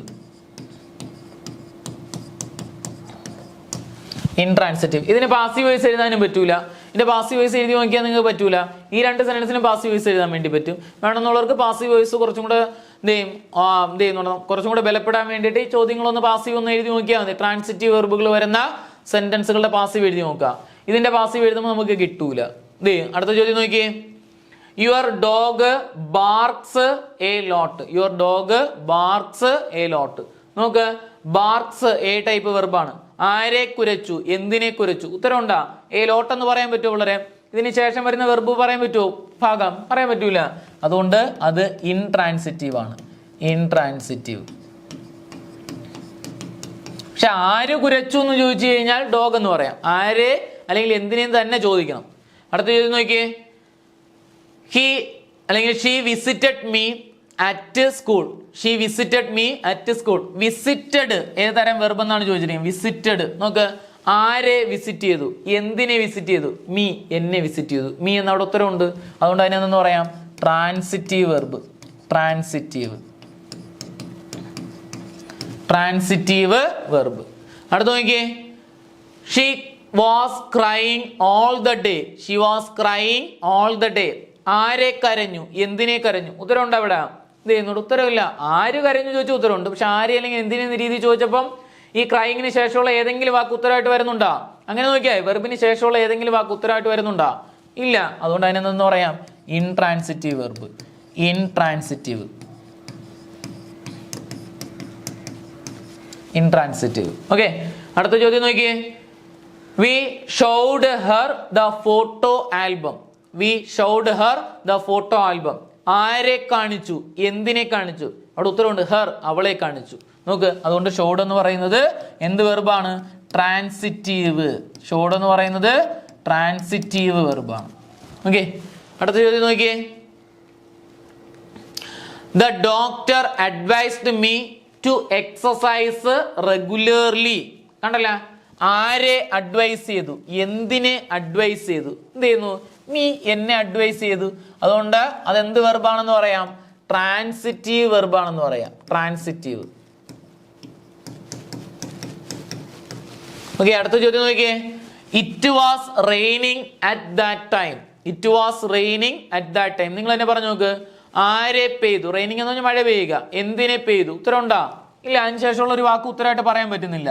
അതുകൊണ്ട് റെയിനിങ് എന്ന് പറയുന്നത് ഇൻട്രാൻസിറ്റീവ് വെർബ്. ഓക്കെ, അടുത്ത ചോദ്യം നോക്കിയേ. She laughed at that joke. Joke എന്നാണ് കേട്ടോ, ജോബ് അല്ല, ജോക്ക്. എന്ത് ചെയ്യുന്നു? She laughed at that joke. എന്ത് ചെയ്യുന്നു? ജോക്ക്, തമാശ എന്ന അർത്ഥത്തിൽ പറയണേ, ജോബ് എന്ന് പറയില്ല. നോക്കിയേ, ജോക്ക്. അത് കഴിഞ്ഞിട്ട് ലാഫ്ഡ്. ലാഫ്ഡ് ആണ് കിടക്കുന്നത്. ലാഫ്ഡ്. ആരെ ചിരിച്ചു, എന്തിനെ ചിരിച്ചു? ഉത്തരം ഉണ്ടാ കുട്ടികളെ? ഇല്ല. അതുകൊണ്ട് അതിനെന്താന്ന് പറയാം? Intransitive verb. ഇൻട്രാൻസിറ്റീവ്. അടുത്ത ചോദ്യം നോക്കിയേ. ഷീ ഗേവ് എ കുക്കീസ്, അല്ലെങ്കിൽ ഗേവ് കുക്കീസ്. എ കുക്കീസ് കണ്ട. She gave cookies to the child. She gave cookies to the child. നോക്കേ, ആരെ കൊടുത്തു, എന്തിനെ കൊടുത്തു? എന്ത്? കുക്കീസ് കൊടുത്തു. അവിടെ മുട്ടായി, കുക്കീസ് കൊടുത്തു, അവിടെ ഉണ്ട്. അതുകൊണ്ട് അതിനെന്തെന്ന് പറയാം? Transitive verb. അടുത്ത നോക്കിയേ. ഐ ഏറ്റ് ദ ചെറീസ്. ഐ ഏറ്റ് ദ ചെറീസ്. ആരെ തിന്നു, എന്തിനെ തിന്നു? അവിടെ ഉത്തരവുണ്ട്, ദ ചെറീസ്. ചെറീസ് തിന്നു, അല്ലേ? അതുകൊണ്ട് അതിനെന്തെന്ന് പറയാം? Transitive verb. ട്രാൻസിറ്റീവ്. അടുത്ത ചോദ്യം നോക്കിയേ. My father doesn't drink coffee. My father doesn't drink coffee. നോക്ക, ഡ്രിങ്ക് ആരെ കുടിച്ചു, എന്തിനെ കുടിച്ചു? കോഫി കുടിച്ചു. അവിടെ തന്നെ ഉത്തരവുണ്ട്. അപ്പൊ ഡ്രിങ്ക് എന്ന് പറയുന്നത് എന്ത് വെർബാണ്? Transitive verb. Transitive verb. Okay, clear ആണോ? അപ്പോൾ നമ്മൾ ട്രാൻസിറ്റീവ് ഇൻട്രാൻസിറ്റീവ് വരുന്ന ചോദ്യങ്ങൾ നോക്കിയിരുന്നു. അപ്പോൾ നമ്മൾ ഓപ്ഷൻ ഒന്നും വേണ്ട, ആരെങ്കിലും എന്തിനേയും ചോദിച്ചു നോക്കുക, ആ വെർബിനോട് തന്നെ ചോദിച്ചു നോക്കുക, അതിന്റെ ഉത്തരം അതിനകത്ത് തന്നെ കാണും. ഉണ്ടെങ്കിൽ അത് ട്രാൻസിറ്റീവ്, ഇല്ലെങ്കിൽ ഇൻട്രാൻസിറ്റീവ്. നോക്കിയേ, stative and dynamic verb. Identify stative and dynamic verb. Stative വെർബുകളും ഡൈനാമിക് വെർബുകളും കണ്ടെത്താനാണ് ചോദിച്ചിരിക്കുന്നത്. താഴെ തരുന്ന ചോദ്യങ്ങളിൽ സ്റ്റേറ്റീവ് വെർബ് ഏത്, ഡൈനാമിക് വെർബ് ഏത്? നിങ്ങൾ തന്നെ പറഞ്ഞു നോക്കിയേ. Joe is chasing the verb. Bus. ഇവിടെ എന്താണ് ഈ സ്റ്റേറ്റീവ് വെർബ്, എന്താണ് ഡൈനാമിക് വെർബ്? അതൊന്ന് പറഞ്ഞിട്ട് പോവാം. നോക്കിയേ, സ്റ്റേറ്റീവ് എന്ന് പറഞ്ഞാൽ എന്തെന്ന് പറഞ്ഞു? മെന്റൽ ആക്ഷൻസും. ഡൈനാമിക് എന്ന് പറഞ്ഞാൽ ഫിസിക്കൽ ആക്ഷൻസും. ശരീരം അനങ്ങി ചെയ്യുന്നത് എന്തെന്ന് പറയുന്നു കുട്ടികളെ? ഡൈനാമിക് എന്ന ചിന്തയിൽ മാത്രം വരുന്ന പ്രവൃത്തികള് സ്റ്റേറ്റീവ്. അപ്പൊ നോക്കിയേ, Joe is chasing the bus. Chase ചെയ്യുക. ചേസ് ചെയ്തതിന്റെ പുറകെ പോകുക എന്നല്ലേ? ഫിസിക്കൽ ആക്ഷൻ അല്ലേ? അപ്പൊ അല്ലാണ്ട് നമ്മൾ ഉറക്കത്തിൽ കിടന്ന് ചേസ് ചെയ്യാന്ന് പറയാൻ പറ്റുമോ? സ്വപ്നത്തിലാണ് ചേസ് ചെയ്യുന്നത്? ഇല്ല, അങ്ങനെയും ചിന്തിച്ചു കളയല്ലേ. അതുകൊണ്ട് അതിനെന്താ പറയാം? ഡൈനാമിക് വെർബ് എന്ന് പറയാം കേട്ടോ. ഡൈനാമിക്. ഡൈനാമിക്. അടുത്ത് നോക്കിയേ, I love my parents. I love my parents. Love എന്ന് പറയുന്നത് ഡൈനാമിക് ആണ്, സ്റ്റേറ്റീവ് ആണ്? ചിന്തയിൽ വരുന്ന പ്രവൃത്തിയല്ലേ? അതുകൊണ്ട് അതിനെന്താ പറയാം? സ്റ്റേറ്റീവ് വെർബ് എന്ന് പറയാം. സ്റ്റേറ്റീവ് അല്ലെങ്കിൽ സ്റ്റാറ്റിക് വെർബ് എന്ന് പറയാം. ഓക്കെ, അടുത്ത് നോക്കിയേ, Raju is eating chapati. Eating ഏതരം വെർബ് എന്നാണ് ചോദിച്ചിരിക്കുന്നത്? തിന്നുക. വാനങ്ങ തിന്നാൻ പറ്റുമോ കുട്ടികളെ? ഇല്ല. വിഴുങ്ങാനൊന്നും പറ്റൂല കേട്ടോ. എന്തായാലും നമ്മൾ ഫിസിക്കൽ ആക്ഷൻ ആണ്. അപ്പൊ അതിനെന്തെന്ന് പറയാം? ഡൈനാമിക് എന്ന് പറയാം കേട്ടോ. ഡൈനാമിക്. ഡൈനാമിക് വെർബ് എന്ന് പറയാം കേട്ടോ. Dynamic verb. ഓക്കെ, അടുത്ത് നോക്കിയേ, ചില ആൾക്കാർ വിഴുങ്ങി ഇറക്കും, എന്നിട്ട് പറയുന്നത് ശരീരം ഒന്നും അനങ്ങില്ലെന്ന് പറയില്ല കേട്ടോ. അവിടെ മറ്റേ അവിടെ പ്രോസസ്സിങ് നടത്തുന്നുണ്ട്. എന്ത് ചെയ്യണം? Digestive system. Okay, Manu was reading A novel. Manu was reading A novel. Reading. Reading എന്ന് പറയുന്ന ഏതരം വെർബാണ് കുട്ടികളെ? അതൊരു ഡൈനാമിക് വെർബാണ് കേട്ടോ. ചിന്തയിൽ വായിക്കുകയല്ല, നമ്മൾ എന്ത് ചെയ്യുന്നൂടെ? വാ തുറന്ന് വായിക്കുന്നു ഓർക്കണം കേട്ടോ. ഡൈനാമിക്.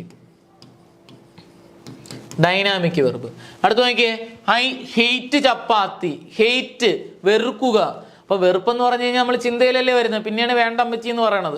ചപ്പാത്തി വേണ്ട, എനിക്ക് ഇഷ്ടമില്ല എന്ന് പറയുന്നത്. അപ്പോൾ നമ്മൾ ഒരു സാധനം എന്ന് പറയില്ലേ, അയ്യം അല്ലെങ്കിൽ കൊള്ളൂല അല്ലെങ്കിൽ വേണ്ട എന്ന് പറയില്ലേ, അങ്ങനെയാണ് ഹേറ്റ് ചെയ്യുക എന്ന് പറഞ്ഞത്. അപ്പോൾ ഹേറ്റ് എന്ന് പറയുന്നത് ഏതാണ്ടായി സ്റ്റേറ്റീവ് വെർബാണ് കേട്ടോ. ചിന്തയിൽ വരുന്ന സ്റ്റേറ്റീവ് വെർബാണ്.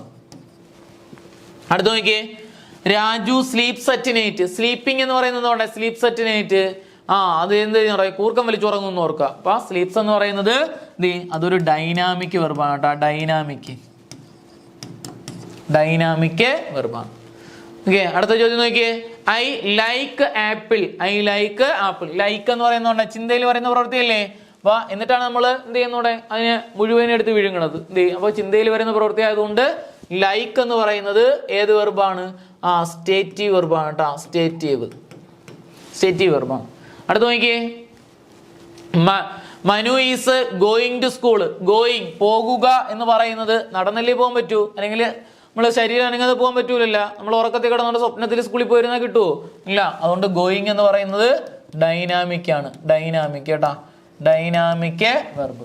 അടുത്ത് നോക്കിയേ, they understand her problem. Understand means മനസ്സിലാകുക എന്ന് ചിന്തയിൽ ഞാനിപ്പോൾ പഠിപ്പിക്കുന്നു, നിങ്ങൾ മനസ്സിലാക്കുന്നു. നിങ്ങൾ കൈയും കാലോട്ട് അടിച്ചാണോ മനസ്സിലാക്കി എടുക്കുന്നത്? ഇല്ല, നമ്മൾ ശ്രദ്ധിച്ചിരിക്കുകയില്ലേ, ചിന്തയിലാണ് നടക്കുന്നത്. അണ്ടർസ്റ്റാൻഡ് എന്ന് പറയുന്നത് സ്റ്റേറ്റീവ് വെർബാണ് കേട്ടോ. സ്റ്റേറ്റീവ്. അടുത്ത് നോക്കിയേ, ദേ ഡാൻസ്ഡ് ഇൻ എ പാർട്ടി. ഇപ്പൊ ഡാൻസ്ഡ് എന്ന് പറയുന്ന ഏതരം വെർബാണ്? ശരീരം അനങ്ങാതെ ചെയ്യാൻ പറ്റുമോ? ഇല്ല, അതൊരു എന്താണ്? ഡൈനാമിക് ആണ് കേട്ടാ. Dynamic verb. ഓക്കെ, അപ്പൊ ഇത്രയാണ്. അപ്പൊ സ്റ്റേറ്റീവ്, ഡൈനാമിക്. ക്ലിയർ ആണല്ലോ കുട്ടികളെ? അപ്പൊ നമ്മൾ ഇന്ന് പറഞ്ഞ കാര്യങ്ങളൊന്ന് പറഞ്ഞു നോക്കിയേ. നമ്മൾ 3 കാര്യങ്ങളാണ് പറഞ്ഞത്. ഒന്ന്, എന്താണ് നൗണ്, എന്താണ് പ്രൊനൗണ്, എന്താണ് വെർബ്. 3 കാര്യം വളരെ വലുതായിട്ട് അല്ലെങ്കിൽ നമ്മൾ ഡീപ്പായിട്ട് തന്നെ പറഞ്ഞു പോയി. അതിനകത്ത് ഒരു കാര്യം പോലും വിടാതെയാണ് പറഞ്ഞു തന്നത്. നന്നായിട്ട് മനസ്സിലാക്കി വയ്ക്കുക. ഒന്ന് ഇന്ന് എന്ത് ചെയ്യും, കൺക്ലൂഡ് ചെയ്തെന്ന് പറഞ്ഞേ. എന്താണ് നൗണെന്ന് ചോദിച്ചു കഴിഞ്ഞാൽ എന്തിന്റെയും പേരായ ശബ്ദം 2ആയിട്ട് തിരിക്കാം. എന്ത് ചെയ്യും, അബ്സ്ട്രാക്ട്, കോൺക്രീറ്റ്. 4ആയിട്ട് സബ് ഡിവൈഡ് ചെയ്യാം. കുറച്ച് എന്നോടൊപ്പം പറയണേ. എന്ത് ചെയ്യും, concrete proper noun, common noun, collective noun, material noun. Material നൗണിന് എക്സാമ്പിൾ ഏത്? Gold, silver, platinum, iron, wood, ഇങ്ങനെയൊക്കെ വരുന്ന സാധനങ്ങൾ. കൗണ്ടബിൾ ആൻഡ് അൺകൗണ്ടബിൾ എന്ന് പറഞ്ഞാൽ എണ്ണാൻ കഴിയുന്ന നാമങ്ങൾ കൗണ്ടബിൾ, എണ്ണാൻ കഴിയാത്തത് അൺകൗണ്ടബിൾ. അടുത്ത് പറഞ്ഞത് പ്രൊനൗണുകളെ കുറിച്ചാണ്. നാമത്തിന് പകരം ഉപയോഗിക്കുന്നു. I we you, he, she, it, they, അതൊരു ടൈപ്പ്. ഇനി somebody, someone, something, anybody, anyone, anything, nobody, no one, nothing, everybody, everyone, everything. ഈ വാക്കുകൾ ഏത് കഴിഞ്ഞാലും തുടർന്ന് വരുന്ന വെർബ് സിംഗുലാർ വെർബുകളായിരിക്കും. ഇനി അടുത്ത് കഴിഞ്ഞിട്ട് പ്രൊനൗണുകളെ എന്ത് ചെയ്യുന്നോടെ I we you, he, she, it, they first person, second person, third person ആയിട്ട് തിരിക്കാം. ഇവ 3ഉം ചേർത്ത് ഒരു സെന്റൻസിൽ വന്നു കഴിഞ്ഞാൽ 231 എന്ന ക്രമത്തിൽ. അപ്പൊ നമുക്ക് ആ 2 പേഴ്സൺ മാത്രം വരികയാണെങ്കിൽ ആ നമ്പറിനെ അങ്ങോട്ടും ഇങ്ങോട്ടും നോക്കിയാൽ മതി. 23 എന്ന ക്രമം. അല്ലെങ്കിൽ സെക്കൻഡ് പേഴ്സൺ, തേർഡ് പേഴ്സൺ വന്നു കഴിഞ്ഞാൽ 23. അതേപോലെ സെക്കൻഡ് പേഴ്സണും ഫസ്റ്റ് പേഴ്സണും വന്നാൽ 21. ആ നമ്പർ പ്രകാരം തന്നെ എഴുതുക. പ്രോനൗണുകൾക്ക് പല രൂപമാറ്റങ്ങളുണ്ട്. സബ്ജക്ട് രൂപമുണ്ട്, ഒബ്ജക്ട് രൂപമുണ്ട്, എന്ത് ചെയ്യും, പൊസസീവ് അഡ്ജക്റ്റീവ് ഉണ്ട്, പൊസസീവ് പ്രൊനൗൺ ഉണ്ട്, റിഫ്ലക്സീവ് പ്രൊനൗൺ ഉണ്ട്. പൊസസീവ് പ്രൊനൗൺ രൂപങ്ങള് അല്ലെങ്കിൽ എന്ത് ചെയ്യും, റിഫ്ലക്സീവ് പ്രൊനൗണുകൾ ഒബ്ജക്റ്റിന്റെ സ്ഥാനത്താണ് ഉത്തരമായിട്ട് വരുന്നത്. തന്നിരിക്കുന്ന സെന്റൻസിലെ സബ്ജക്റ്റിനനുസരിച്ച് റിഫ്ലക്സീവ് പ്രൊനൗൺ ഉത്തരമായിട്ട് എഴുതാം. സബ്ജക്റ്റ് ഏതാണോ അതിന് ഉചിതമായിട്ടുള്ള റിഫ്ലക്സീവ് പ്രൊനൗൺ ഉത്തരമായിട്ട് എഴുതുക. കഴിഞ്ഞു പറഞ്ഞത് വെർബുകളെ കുറിച്ചാണ്. വെർബ് എന്ന് പറഞ്ഞാൽ പ്രവൃത്തിയെ സൂചിപ്പിക്കുന്ന വാക്ക്. 2 തരം വെർബുകൾ, ഓക്സിലറി വെർബ് ഉണ്ട്, മെയിൻ വെർബ് ഉണ്ട്. ഓക്സിലറി നമ്മൾ മുമ്പ് പഠിച്ചോളാണ്. ഓക്സിലറി നമ്മൾ ഇതിൽ ഉൾപ്പെടുത്താത്തത്. ഓക്സിലറിയിലെ ഈസ് മുതൽ ഓട്ടിറ്റ് വരെ വരുന്നു. അതിൽ പ്രൈമറി ഓക്സിലറിയെ നമുക്ക് മെയിൻ വെർബായി കരുതാം. എന്തില്ല എങ്കിൽ മെയിൻ വെർബ് വരാത്ത അവസരങ്ങളിൽ. ഇനി അത് കഴിഞ്ഞിട്ട് നമ്മൾ അടുത്ത് പറഞ്ഞത് main വെർബുകൾക്ക് V1 രൂപങ്ങളുണ്ട്, V2 രൂപങ്ങളുണ്ട്, V3 രൂപങ്ങളുണ്ട്, V4 എന്നും പറയാം. INGക്ക് പറയുന്ന മറ്റൊരു പേരാണ് V4 രൂപങ്ങൾ. അതിൽ ING രൂപങ്ങളുണ്ട്. പിന്നെ അതേപോലെ S or ES രൂപം. V1 പറയുന്ന പേര് പ്ലൂറൽ വെർബാണ്. V2 സിംഗുലാറുമാണ്, പ്ലൂറലാണ്, പാസ്റ്റ് ഫോം ഓഫ് വെർബ്. V3ക്ക് പറയുന്ന പേര് പാസ്റ്റ് പാർട്ടിസിപ്പിള്. INGക്ക് പറയുന്ന പേര് പ്രസന്റ് പാർട്ടിസിപ്പിള് കണ്ടിന്യൂയിങ് ഫോം. V4 എന്നും പറയാം. S or ES singular form of verb. Okay. ഇനി V0 ഫോം നമ്മൾ ഞാൻ എക്സ്ട്രാ ആയിട്ട് അഡീഷണൽ ആയിട്ട് പറഞ്ഞു തന്നു. വെർബിന്റെ ഏറ്റവും ബേസ് രൂപമാണ്. ഡു, ഡസ്, ഡിഡ് സ്പ്ലിറ്റ് ചെയ്ത് കിട്ടുന്ന വെർബുകൾക്ക് പറയുന്ന പേരാണ് V0 ഫോം. അത് സിംഗുലാറുമല്ല പ്ലൂറലുമല്ല. അതിന് പറയുന്ന പേരാണ് റൂട്ട് ഫോമും ബെയർ ഇൻഫിനിറ്റീവ് എന്നും പറയാം. ഇനി അത് കഴിഞ്ഞിട്ട് വെർബുകൾക്ക് പല പേരുകൾ പറയാറുണ്ട്. സ്റ്റേറ്റീവ് വെർബ്, ഡൈനാമിക് വെർബ്, അതുപോലെ transitive, intransitive. Stative mental action, dynamic physical action. Transitive എന്ന് പറയുന്നത് എന്തെന്ന് പറഞ്ഞു? ഒബ്ജക്റ്റ് ഉള്ള സെന്റൻസിൽ വരുന്ന വെർബ്. ഇൻട്രാൻസിറ്റീവ് ഒബ്ജക്റ്റ് ഇല്ലാത്ത സെന്റൻസിൽ വരുന്ന വെർബ്. ക്ലിയർ ആണല്ലോ? വെർബും നൗണും പ്രൊനൗണും. Okay, thank U.